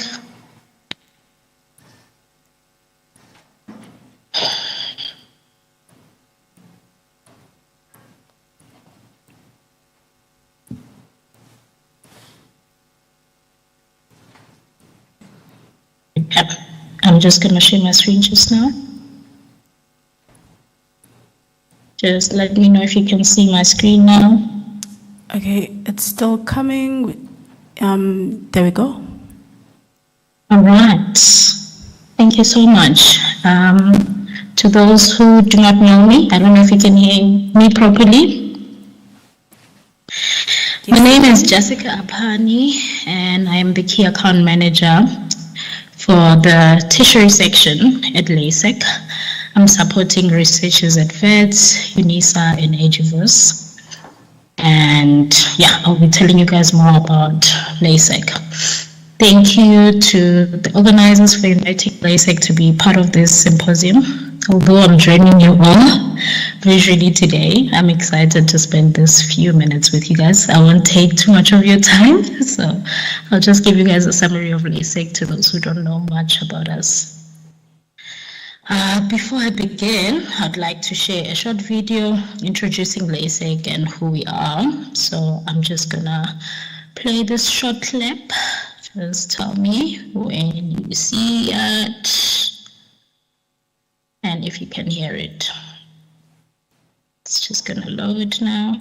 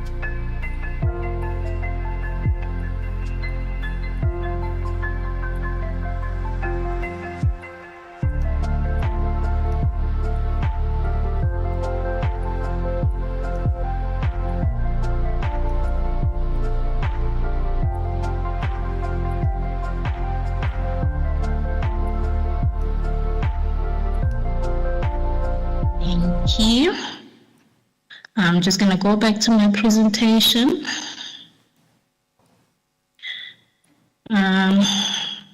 So LASEC has been supporting laboratories for more than 8 years, and for over 35 years we've been serving customers throughout Africa.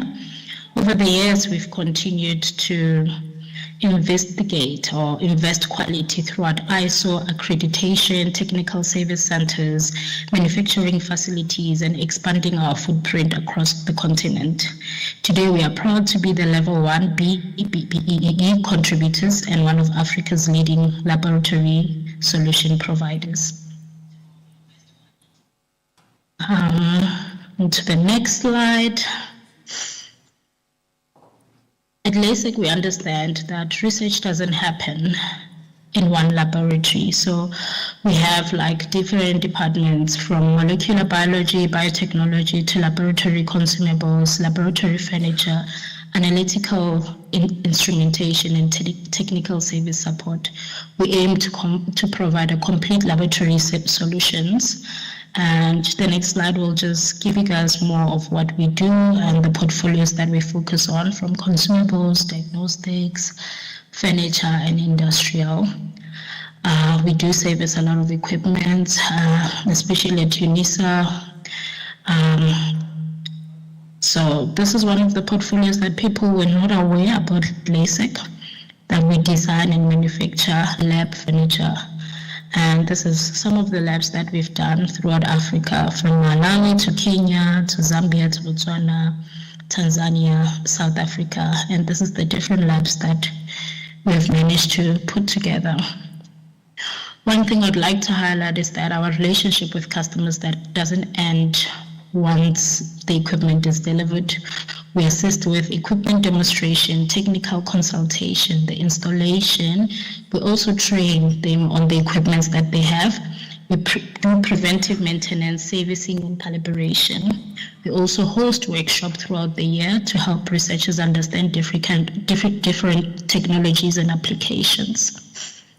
So many researchers will have questions like, can I compare different systems? Can I arrange the demonstration with LASEC? How do I budget for the equipment? And those are the exact conversation we enjoy having with you guys. So we do have demonstration. If there's an equipment that you like, you can always say, oh, I saw this type of equipment from BioRed. Do you have it in-house? Can you bring it in-house so that I can test it? And you can definitely do that. If you have a budget or you're working on a CAPEX funding, we can also plan that with you. So we have dedicated sales team. I manage VETS, UNISA, and EduVos. There's someone else who does UJ, UP, all the different institutions, even the labs. You can always contact me if you're not from VETS or UNISA or EduVos, and I can always direct you to the rightful key account manager who will manage. Even if you're not from South Africa, we can definitely assist you. So this is all the support that we give. And okay, at LASEC, we don't simply see ourselves as equipment suppliers, we see ourselves as research partners. Whether you're applying for funding, like I said, or planning a new lab, or even just want to collaborate with other people from the other institution, you can always let us know that, oh, you're starting a new lab and you don't have enough information about it. And if we know someone who has information, we can always organize for you guys to collaborate, and you can ask those people information on how they got to whatever you want to get to. So starting a postgrad project, you can always communicate with us, or looking to optimize your current workflow. We'd love the opportunity to support the research. So to everyone who has already stopped by our exhibition stall yesterday, thank you for taking the time to chat with us. I'd also like to thank UNISA for hosting this symposium and for allowing LASEC to be part of this important event. If you haven't visited us or you didn't get to see us yesterday, more than welcome to email me, or even try to just search our website and contact us if you have any inquiry. And if you have any technical question and an idea for your next project, or you're simply curious about the new technologies, we would love to have a conversation with you. Thank you very much, and I hope you enjoyed the rest of this presentation of the symposium. Thank you so much. All right. Thank you so much, Jessica. Can we give her a round of applause? Are there any questions for Jessica from the floor? Annalyn, if you could just check if there's any questions on the charts. Okay, there's nothing in there. Thank you so much, Jessica, and the rest of the LASEC team. We appreciate your participation in our student symposium, and we look forward to having you guys again next year. So we can now move on to the next speaker, Reynolds Amisa. Are you online? Can you say hi?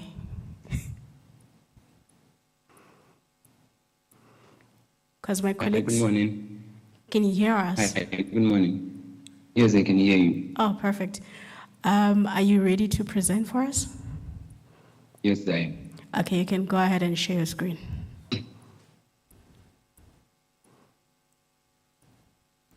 Kindly give me the right to share.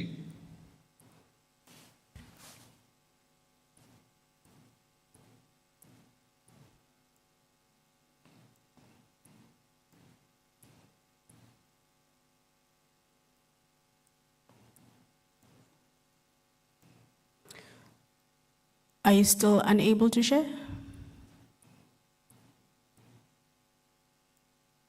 No, I think it's okay now. Okay. I'm trying to locate the document.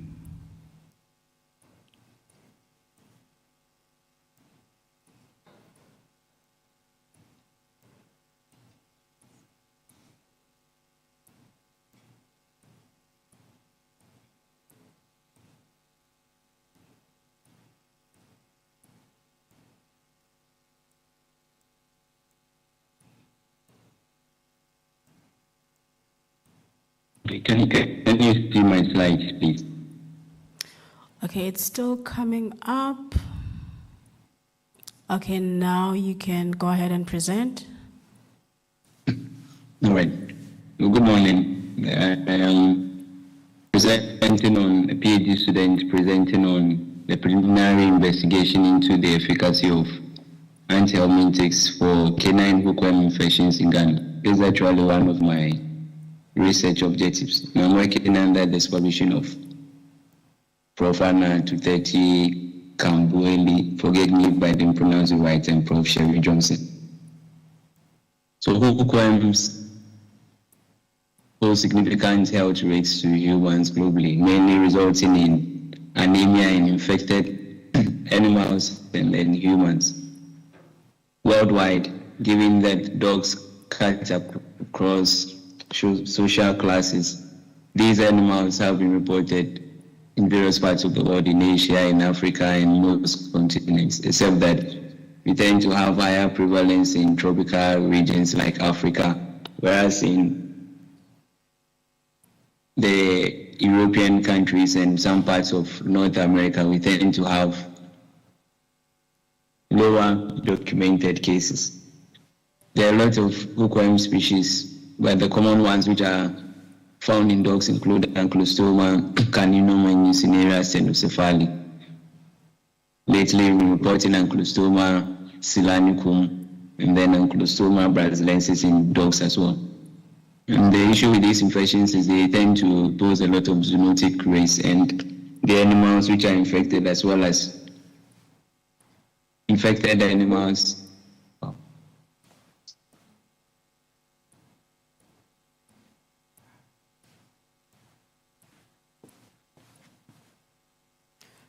Reynolds, are you still there? Can you hear us?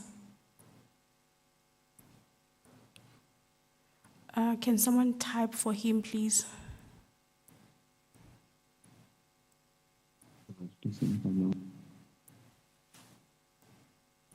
Okay, we can't hear you from our side.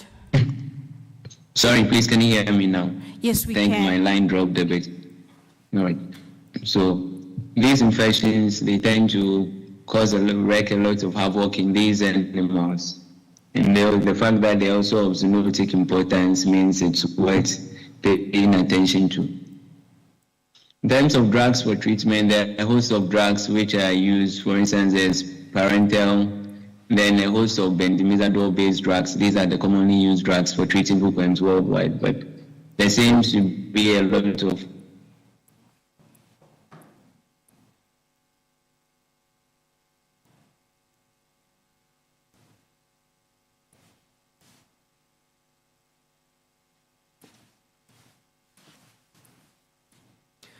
Okay, I think you need to log out and then come back in again. Can you hear us?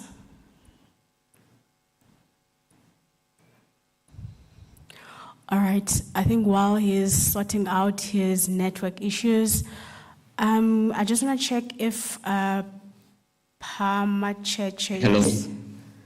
Hi, Reynolds. Can you hear me? Hello, can you hear me, please? Yes, I can hear you. All right, are you able to continue? Yes, I would like to continue. Okay, cool. If you can hear me, please.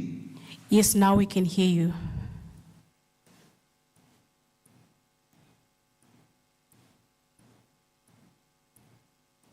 God, why?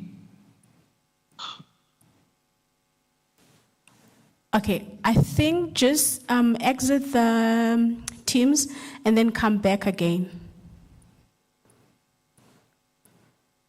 Okay, while we're waiting for him to exit, is Pamacheche online?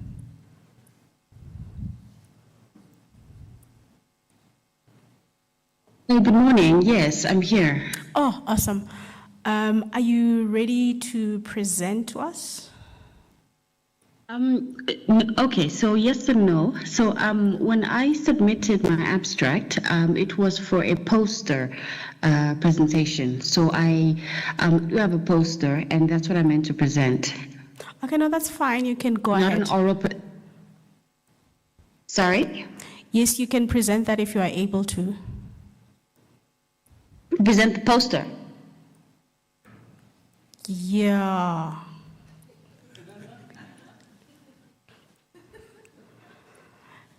Would you like to okay, present so how it? exactly would I go about? Okay, so the thing is, I think I had asked, because previously I wasn't included in the program, but then in the program that was sent day before yesterday, I was not included. So I just wanted clarification on whether or not my poster would still be eligible since I was not included in the program. I think the most that I can do is to share what my poster looks like. I had not uploaded it onto the shared drive because I wasn't sure whether that was just for the slides or in the poster as well. So I'm probably asking for direction from you at this point. Okay, can you share it and then you just run us through it, like what you're exactly As if it's a presenting presentation. Yes, that's fine.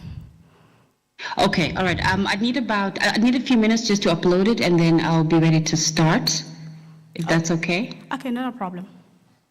Okay, great. Thanks. All right. Do we have Omodosho?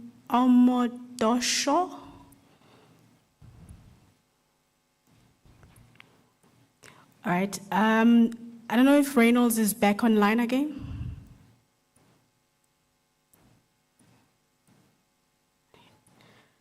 All right.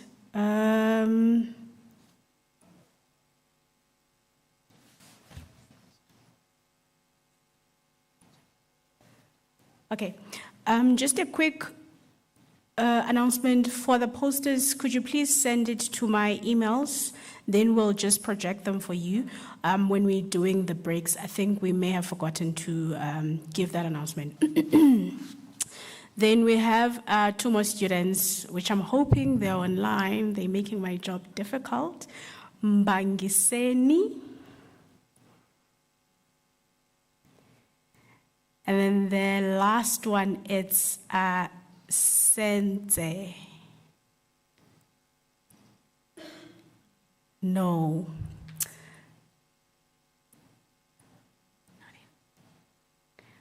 All right, I'm just gonna get, could you guys check for me Reynolds if he's not back? Still not back. Pama Cheche, I don't know if you still more time. Reynolds back, oh my gosh. Okay. Reynolds? Yes, I probably just need about 2 more minutes. I will be sharing the documents shortly. Okay, not a problem. Reynolds, are you ready? Could you share your screen so that we can continue? Hey, can you hear me, please? Yes, we can hear you. Can you hear me, please? Yes, we can. Sorry about the hitches. If you allow me to continue from where I left off, please. Yeah, you can. Can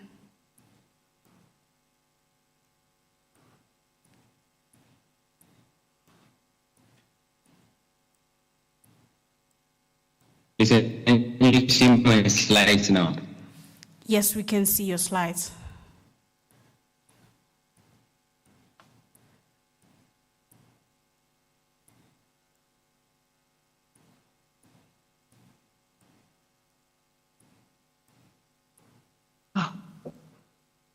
You can continue.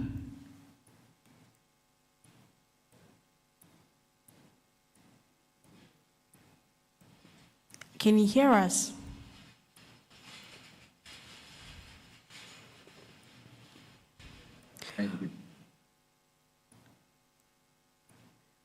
Okay, I think technology is getting...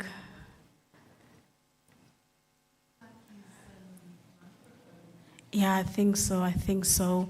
Rukudzo, you can go ahead while Reynolds sorts his... Pamacheche, you can go ahead.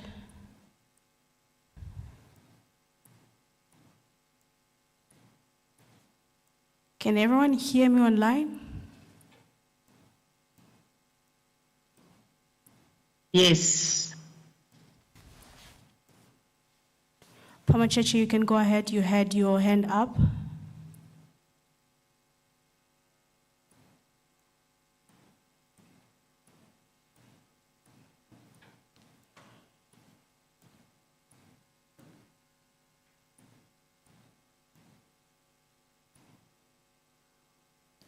Okay, I'm not sure what could be the issue between Reynolds and Pamacheche. Okay, my apologies. So I'm trying to share it as a PDF document, but I'm struggling to do this. Can I please get some assistance? I think I can only share as a PowerPoint, and it's not in PowerPoint form. I saved the poster as a PDF. Okay, please hold on.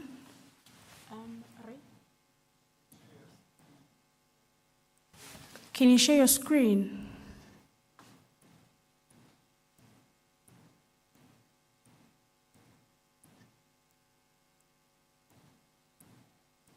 Are you sharing your screen, Rukudzo?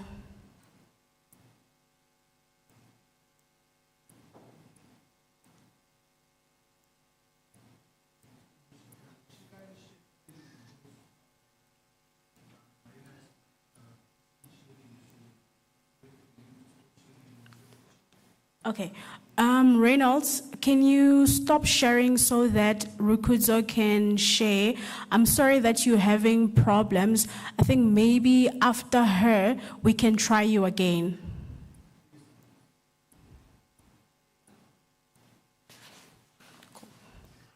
All right, great.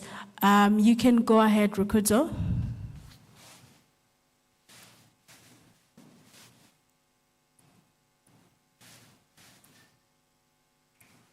Can you zoom in a bit?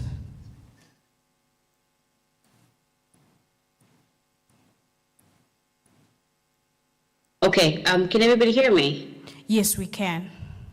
Okay, zooming in. Okay, let me see if I can do that. Oof, okay, that's too much. Perfect. At this point. Okay. Oh, yeah, that's okay. I'm not sure if you can see on the far right, because that's where my Teams is. Is this okay? Yeah, that's fine. All right. So probably just to check, because I hadn't prepared to present it as a presentation. How much time do I have? I'll be generous, I'll give you 5 minutes to 7 minutes. 5 minutes? Yeah. Okay, all right, 5 minutes. All right. So firstly, good morning to everyone, and thank you very much for this opportunity to present my research. My name is Rukudzo Pamacheche, and I've been working on research that deals with assisting women who run a company that deals with selling traditional or community produced food. And what I sought out to target is specifically looking at what's happening in terms of innovation and how to integrate them into being able to sell their products more efficiently, as well as to attracting consumers better to some of their products. And one of the things that we found out when we carried out interviews with consumers online is that for a lot of consumers online, their exposure to these products is very minimal, and they relied mainly on seeing the name of the product as well as the product being showing up on their screen while they are scrolling online. So we figured out two things here. One of the problems is that I think, especially when it comes to the fourth industrial revolution, there seems to be a tendency to believe that there's going to be a complete overhaul of all systems that are being taken over by technology. But what we're seeing, especially, and I think this may be true on the industrial side, on the production side, but when it comes to the consumer side, we still need to anticipate that consumers are generally still attached to physical experiential processes that they believe in. So when it comes to the innovation of the consumer journey itself, we're not seeing a complete overhaul of innovation. We are still seeing some consumers who want to encounter products physically before they actually decide to purchase them online. So with the research that we looked at, the major problem was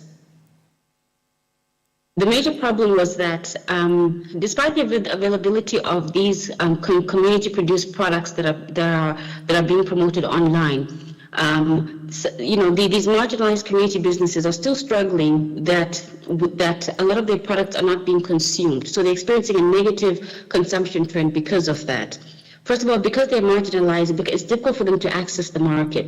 So their avenue for accessing the market tends to be online, which I think is preached as next best thing.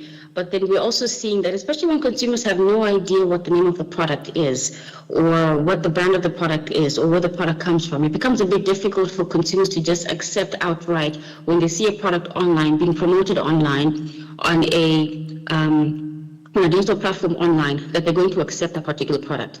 So we had to ask consumers these two primary questions. When you see these products that, if there's a particular product that lands on your screen and is available for sale, number one, would you buy this product after you've discovered it online? Yes, no, and why? The second question is, what features about that online interaction would make you more confident in actually purchasing that particular product? And under our findings and discussions, these are just some of the quotations that we happen to pull out. So there's one particular consumer who said, they must have a cultural stall or a shop somewhere where I can go and see for myself and then try and rate the product myself afterwards. So pretty much what they're saying is they prefer, especially if it's a product that they've discovered for the very first time online, they have no idea what it is. They prefer to see such a product in a store or somewhere in a shop where they can experience it physically and actually taste it before they decide to purchase it online. Part of the risk that comes with purchasing online is you're not even sure if the product is real or if the product will arrive at the end of the day, because you don't know what the shop is. It's from a marginalized community, and you've also never seen this product before. So the two products that we're looking at were a specific brand of fish biltong, and then there was also a special, a specific salt that was created by these marginal, this community-based business in this marginalized community. And so what people were mainly talking about was they want to see some sort of endorsement from an international or reputable institution about the quality of the product. They want to see other consumers rating that particular product, and they want to experience it physically, such as in the form of an exhibition or a conference or a particular launch, etc. And what we're discovering is that there's this cycle that's called the O2O cycle, which is online to offline. And the assumption of this cycle is that when consumers see a product online, they're able to click and follow the link, place an order, and then go and collect it offline. In other words, physically at the store. But with these community-produced products, what we're seeing is that there's a preference that, yes, consumers can discover this product online, but what they want to do is, after discovering online, is being taken to a route where they're able to experience the product physically. This is what we're calling a showroom trial experience of the particular product. So once they've tried it there, they're able to purchase it in store, then they're able to participate in this engagement where they themselves are providing feedback to other consumers about how good the product is. And this hints to that social proof or validity that other consumers can benefit from.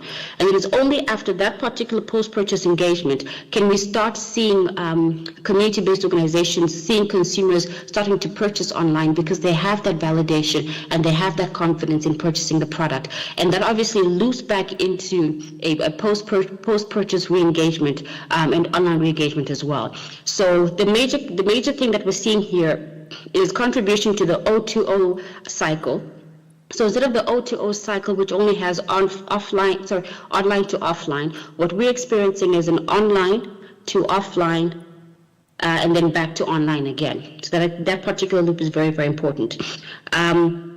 So the implications here is that consumer discovery online is very important, especially for marginalized communities, but they need to consider the fact that consumers still need to have a physical component to that particular product. So setting up things like showrooms or OT fairs where they actually exhibit the products, where consumers are able to come and engage with the product physically, they can ask questions about it, and make it easier for consumers to loop back into purchasing a particular product online.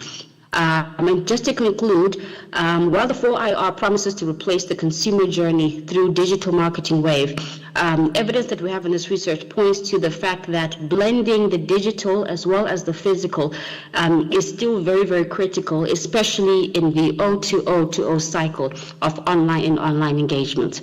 And we're looking forward to future research that's going to consider the fact that consumer-based businesses can actually engage more in experiential studies where they are testing the effects of the social proof that consumers have for appetite for some of their products.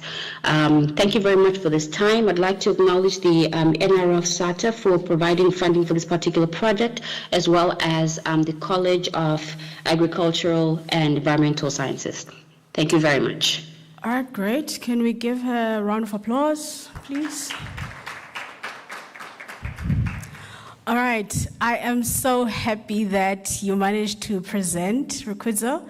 I have quite a number of questions, and I think a lot of us have questions too, because I think most of us have been victims of what I ordered versus what I received. So I just want to understand, do these communities have easy access to your media platforms, for example, your TikTok, your Take-A-Lot, where there's the moving of orders and stuff like that, and then access to the market as well? Like, how easy is it? Because I'd like to believe that it's probably people that are not so tech savvy. That is correct. So we're dealing with a community that is marginalized. It's a very small fishing community somewhere in South Africa. I can't mention it exactly because of they seem to focus more on the production side, making sure that they do produce the products that they need to produce, but have very limited access or know-how when it comes to social media or using digital platforms. So what's currently being done is, I think they've managed to secure some space on a with a small retailer that does online retailing. So that's where they sell products. So there's not much real-time engagement with the social platform itself, but they are able to sell on an online retailer. That's as much contact they have online. All right, cool. Thank you so much. Are there any questions for Rukudzo on the floor? There's one from Annalyn. You can go ahead. Hi, good morning.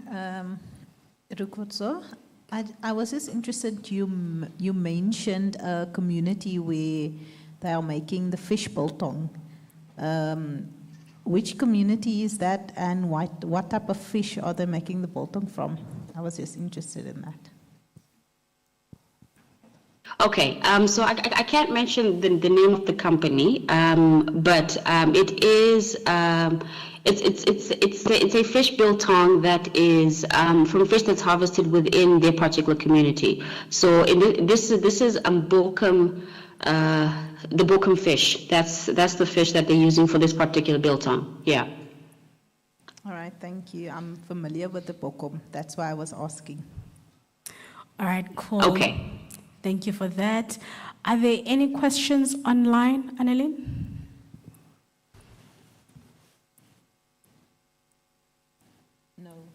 No questions. Thank you so much, Rukudzo, and thank you so much for jumping onto the opportunity and hitting the ground running. And we wish you well on your studies. It's very interesting. And we're hoping that we'll have you in 2027 Student Symposium. Thank you so much. Now back to Reynolds. Are you back?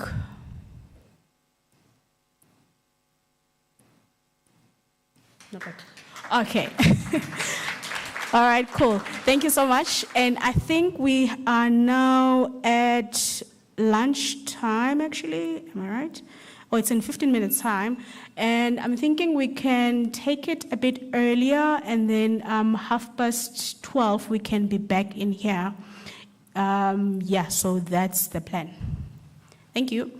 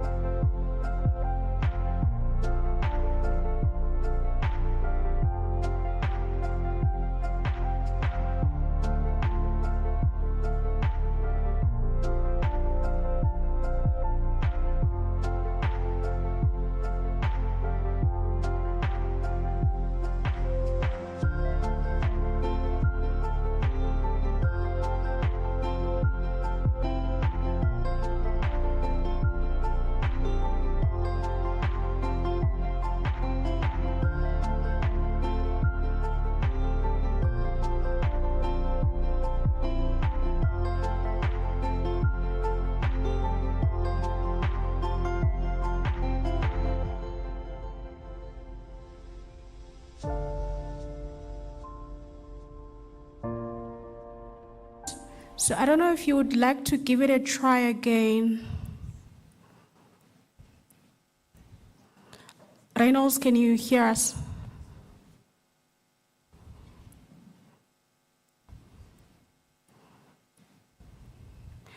Ray, can you please type in? Can you hear me? Good afternoon. Okay. If you could just share your slides, please. Your screen, sorry.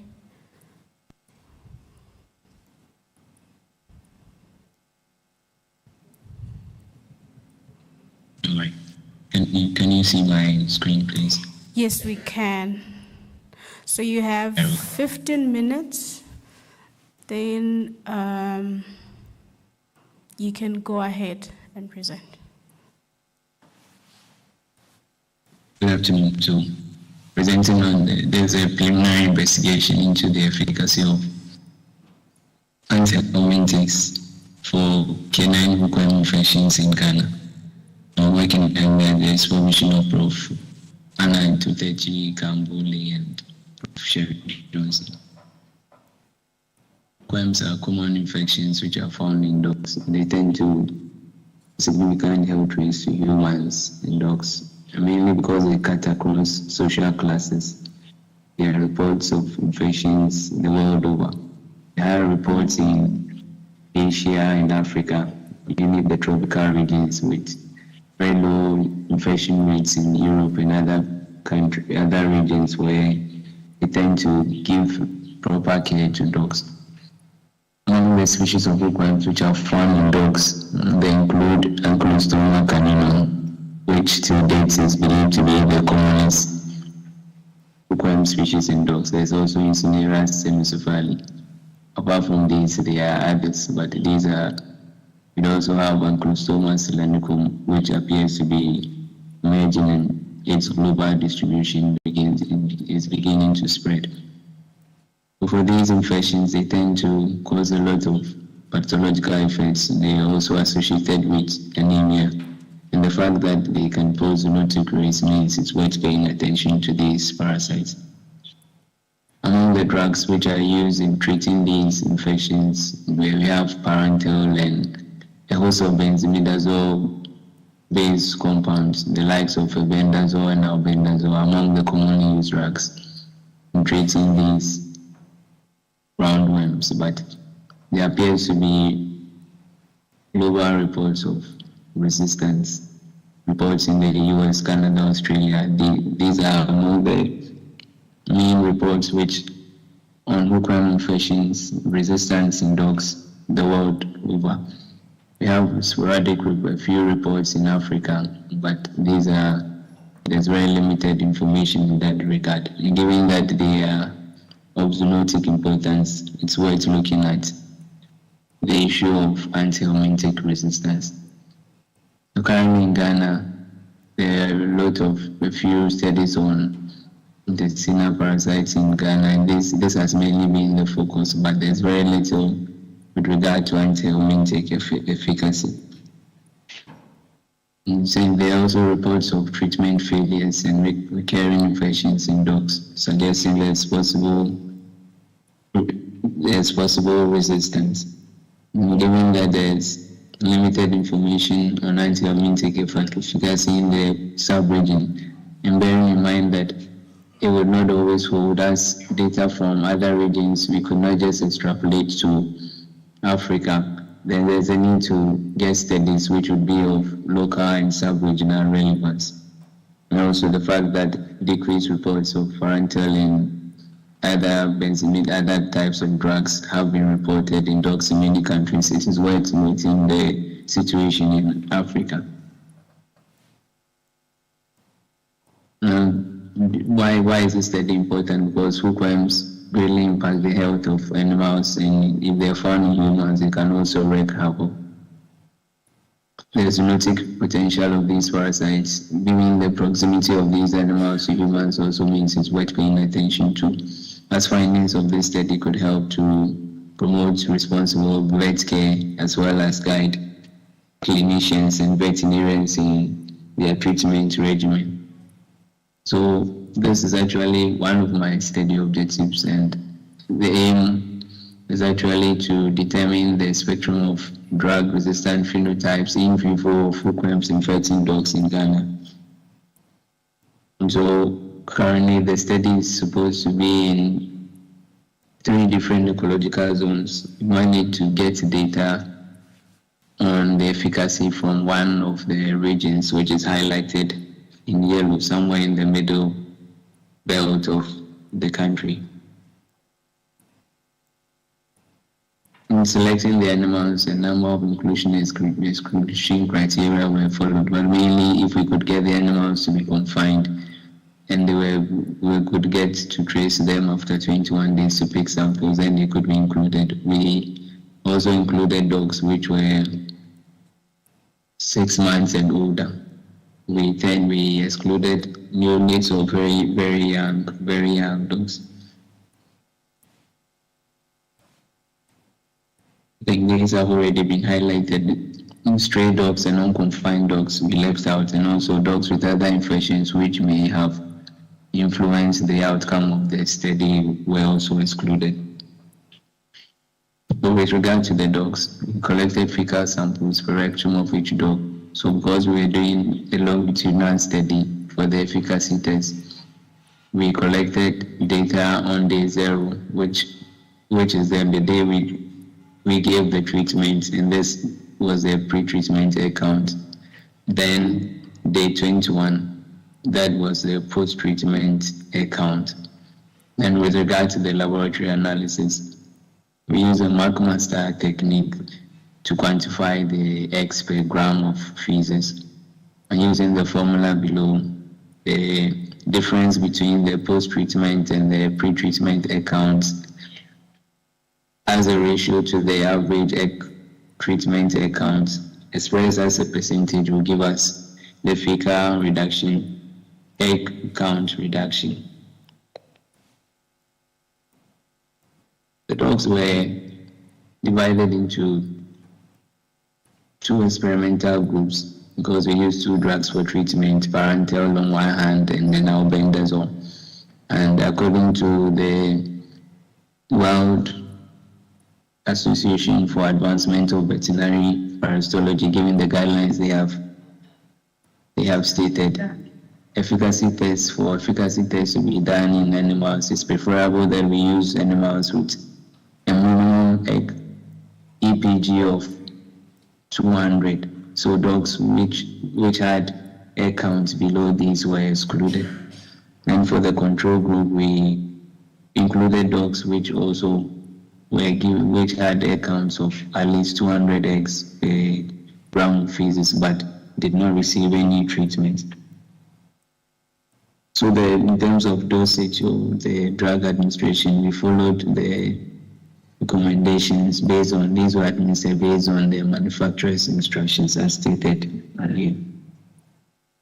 So with regard to so far with the results that we have the results for the 2 drugs that we tested, and the efficacy for albendazole overall appears to be hovering around is nearly 60%, which is not too far from what we had in the case of parental. And even though in the case of those who received the placebo, we have a figure for efficacy, even though we did not give them any drugs. This was just done to give an indication as to what would be the natural outcome of an infection, the natural progression of an infection in the absence of any treatment. And it shows that infection was going to get worse in the absence of treatment, so indicating that the drugs were somewhat efficacious, except that the efficacies were quite low. So what do these results mean? So currently we have seen that even though these are among the drugs that are commonly used, they are showing low efficacies. And also giving the ranges, the wide ranges, because for some of them the efficacies were possible, as in other animals they appear to have high efficacies. There's a wide variation in terms of the efficacies which were reported. And so we could possibly we could attribute this to differences in host characteristics and possible drug resistance as far as the hookworms are concerned. So what do we intend doing next? So this opens up, we further would have to test in other regions, as we may not be able to necessarily extrapolate the data from one region to the next, given differences in birth care practices, breeds of dogs, and other epidemiological characteristics which may tend to influence the results. And also, since we are not sure of what is actually accounting for the difference in the efficacies reported. We want to further assess the frequency of bentamidazole resistance beta tubulin genotypes in these dogs. So this will give us an indication as to the genetic basis for possible indication as to why we are seeing these low efficacies as shown in the preliminary work we've done so far. So I would like to acknowledge the support of my supervisors and my field assistants who have helped to in the data collection on the field. I want to thank you for your time. All right. Thank you so much, Reynolds, and we're grateful that everything aligned. Finally, we can hear you and you can go through your presentation. Are there any questions for him on the floor?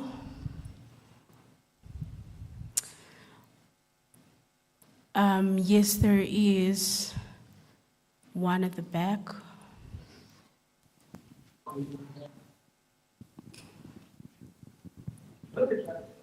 Thank you.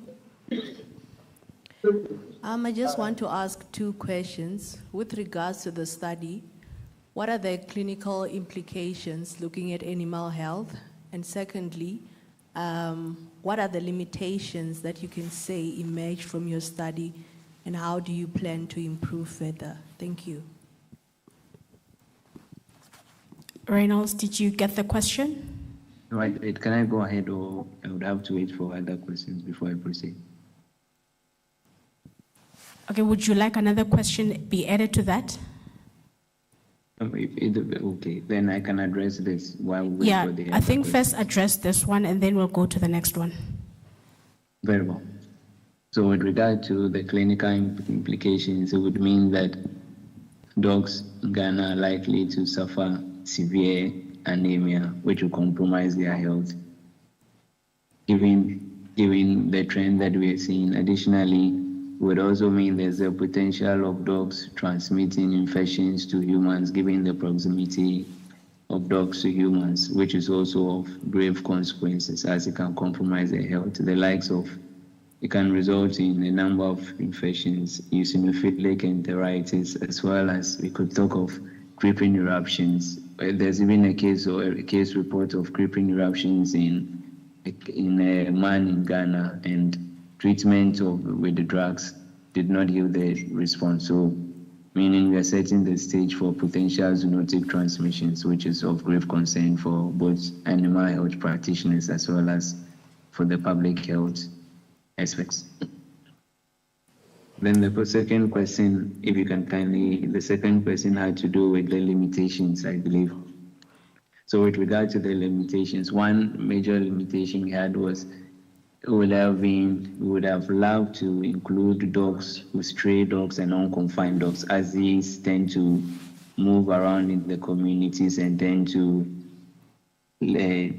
rampantly deposit their feces, so polluting the environment and putting a wider population at risk. But the challenge here is it's very difficult to get these stray dogs at least confined for the 21 period, because we don't want other factors influencing the outcome of the result, especially when they are going out and there's a possibility of reinfection or other things occurring which may influence the results. Plus, sometimes it's very difficult to handle them, because most of these stray dogs, you can barely get close to them as they tend to be aggressive. So that I would say is one limitation. So for now, we're mainly restricting it to urban dogs who have owners who can be around and confine them, at least for the 21 period when you would have to collect the data. All right, thank you for that. Are you happy with that answer? Okay, cool. I do have a question with regards to the different breeds. I know in most of our communities, we don't really care to categorize our dogs according to the breed that they belong to. So I just want to know, for your study, do you take that into consideration, that from this region we'll be looking at this type of dog breed, or is it just a mix of everything? All right. So with regard to the breed of dogs, let me say that for these efficacy tests, all of the dogs which were included were local breeds. And the reason is this. for a dog to be included, it needed to have an EPG of at least 200. And mostly for the foreign breeds, these tend to have better care and they are regularly dewormed. So in most instances where we have encountered these dogs, they have not been hookworm positive, and so we have not been able to include them in the efficacy test. But the breed is one of the things that we consider as far as the study is concerned. All right, thank you. Annalyn, I don't know if there's any questions online. Okay, there's one more question. Okay, thank you for the presentation and an interesting study. I might have missed it, you might have explained it, I don't know. I just wanted clarity on the animals, the dogs that you considered when you sample. Did you consider the environment where the dogs are from, or the management, how are they raised or kept? Because I think that might have implications in terms of the infections that they have, especially on whatever they are eating. Did you consider that? Okay, that's a good question. So with regard to the study, we consider the housing status, that the breed, we consider the dwelling status, and we actually administer questionnaires to ascertain their management practices. So that is considered. But if I go back to the earlier question on one limitation that I have, mostly for those dogs that we can include in this study, they tend to be those which are well housed, because it's those that you can actually get to do a follow-up for. It's very difficult to trace those dogs which are not well kept. So we have data on this, except that they all seem to be confined dogs, and then these are generally well cared for dogs, and these are mostly the ones which are also treated. And usually when we are assessing drug resistance, we mostly trace this in the animals which are treated, because this can also have a bearing on the outcome of the result. So I would say that is a limitation. But if there's a chance that we can include stray dogs and others, then I'm sure we can get to see a better picture. But as it stands, that is one limitation we have. Yeah, okay, I hear what you're saying, but you need to be careful on how you put words. What is well kept? Okay, it may appear, okay, these are dogs which have owners, and then they are not allowed to roam about freely in the communities. So that is what I'm terming as well kept dogs. These are mainly confined dogs, because these are the ones that we can get to follow up on. All right. Maybe the better word is confined dogs. Yeah. All right. Thank you so much, Reynolds, for your time and your presentation. And I think, Dr. Nesengani, I understand where you come from. Without dogs, when there's a ceremony somewhere, we just let them be. And I understand why you're asking how they are well kept. Ours, we just let them be and they go and forage for themselves. So that then brings us to the end of the student presentations. I tried to get the sessions going fast, and I think I did well on the time. Now we will do the prize giving, and I don't see Tsepo.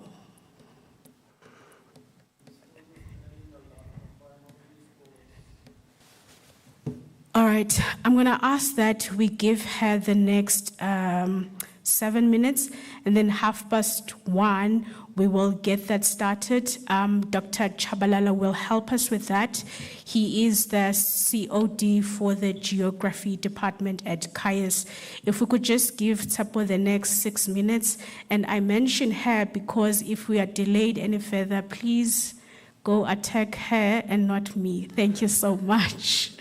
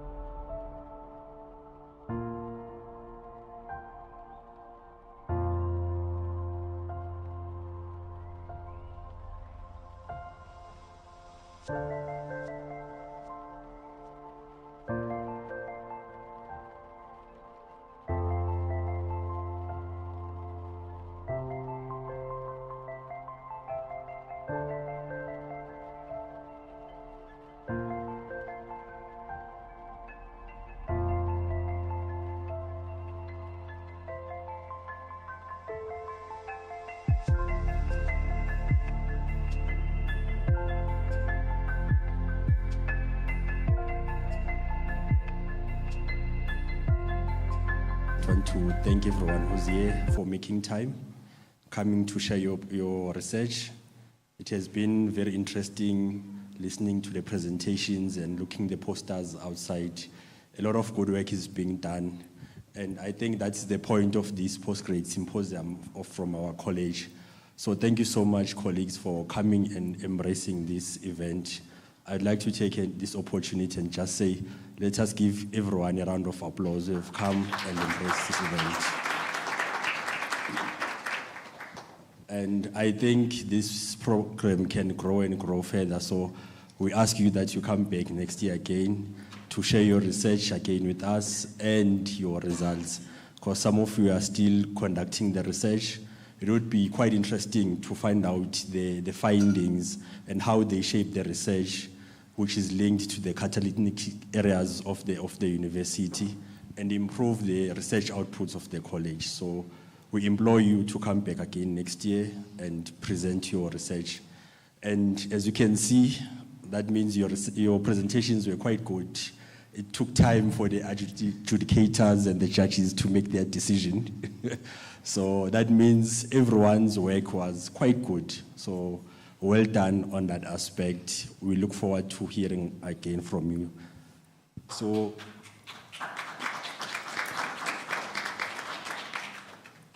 here I've got 2 certificates. It's for best presentation and for the best poster presentation. I will start with the best poster presentation. And the best poster presentation goes to Offense Nchako.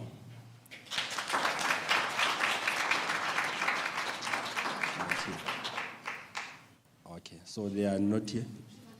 Oh, she's online. Oh, okay, no. Well done and congratulations to Offense. You'll get your prize. The team will make sure you get it. Thank you.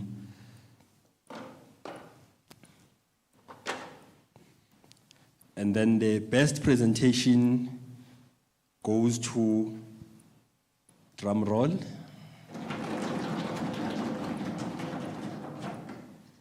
Kanyisile Twala and Papa Kofi Amisa Reynolds.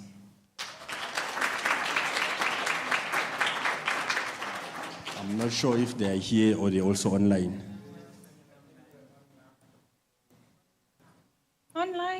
Online. Oh, okay. Congratulations.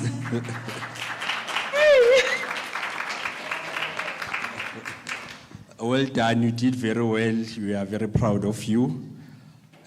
We have come to the end of the program, but before we close, I'd like to do a vote of thanks to everyone who attended, the organizers, the KS marketing team, our lovely photographer, our DJ, and the colleagues who came to support the Student Symposium. We thank you very much, colleagues. Taking this break, most of you have been marking, but we are happy that you came and make time to attend and support the Student Symposium. Thank you so much, colleagues. Have a lovely afternoon.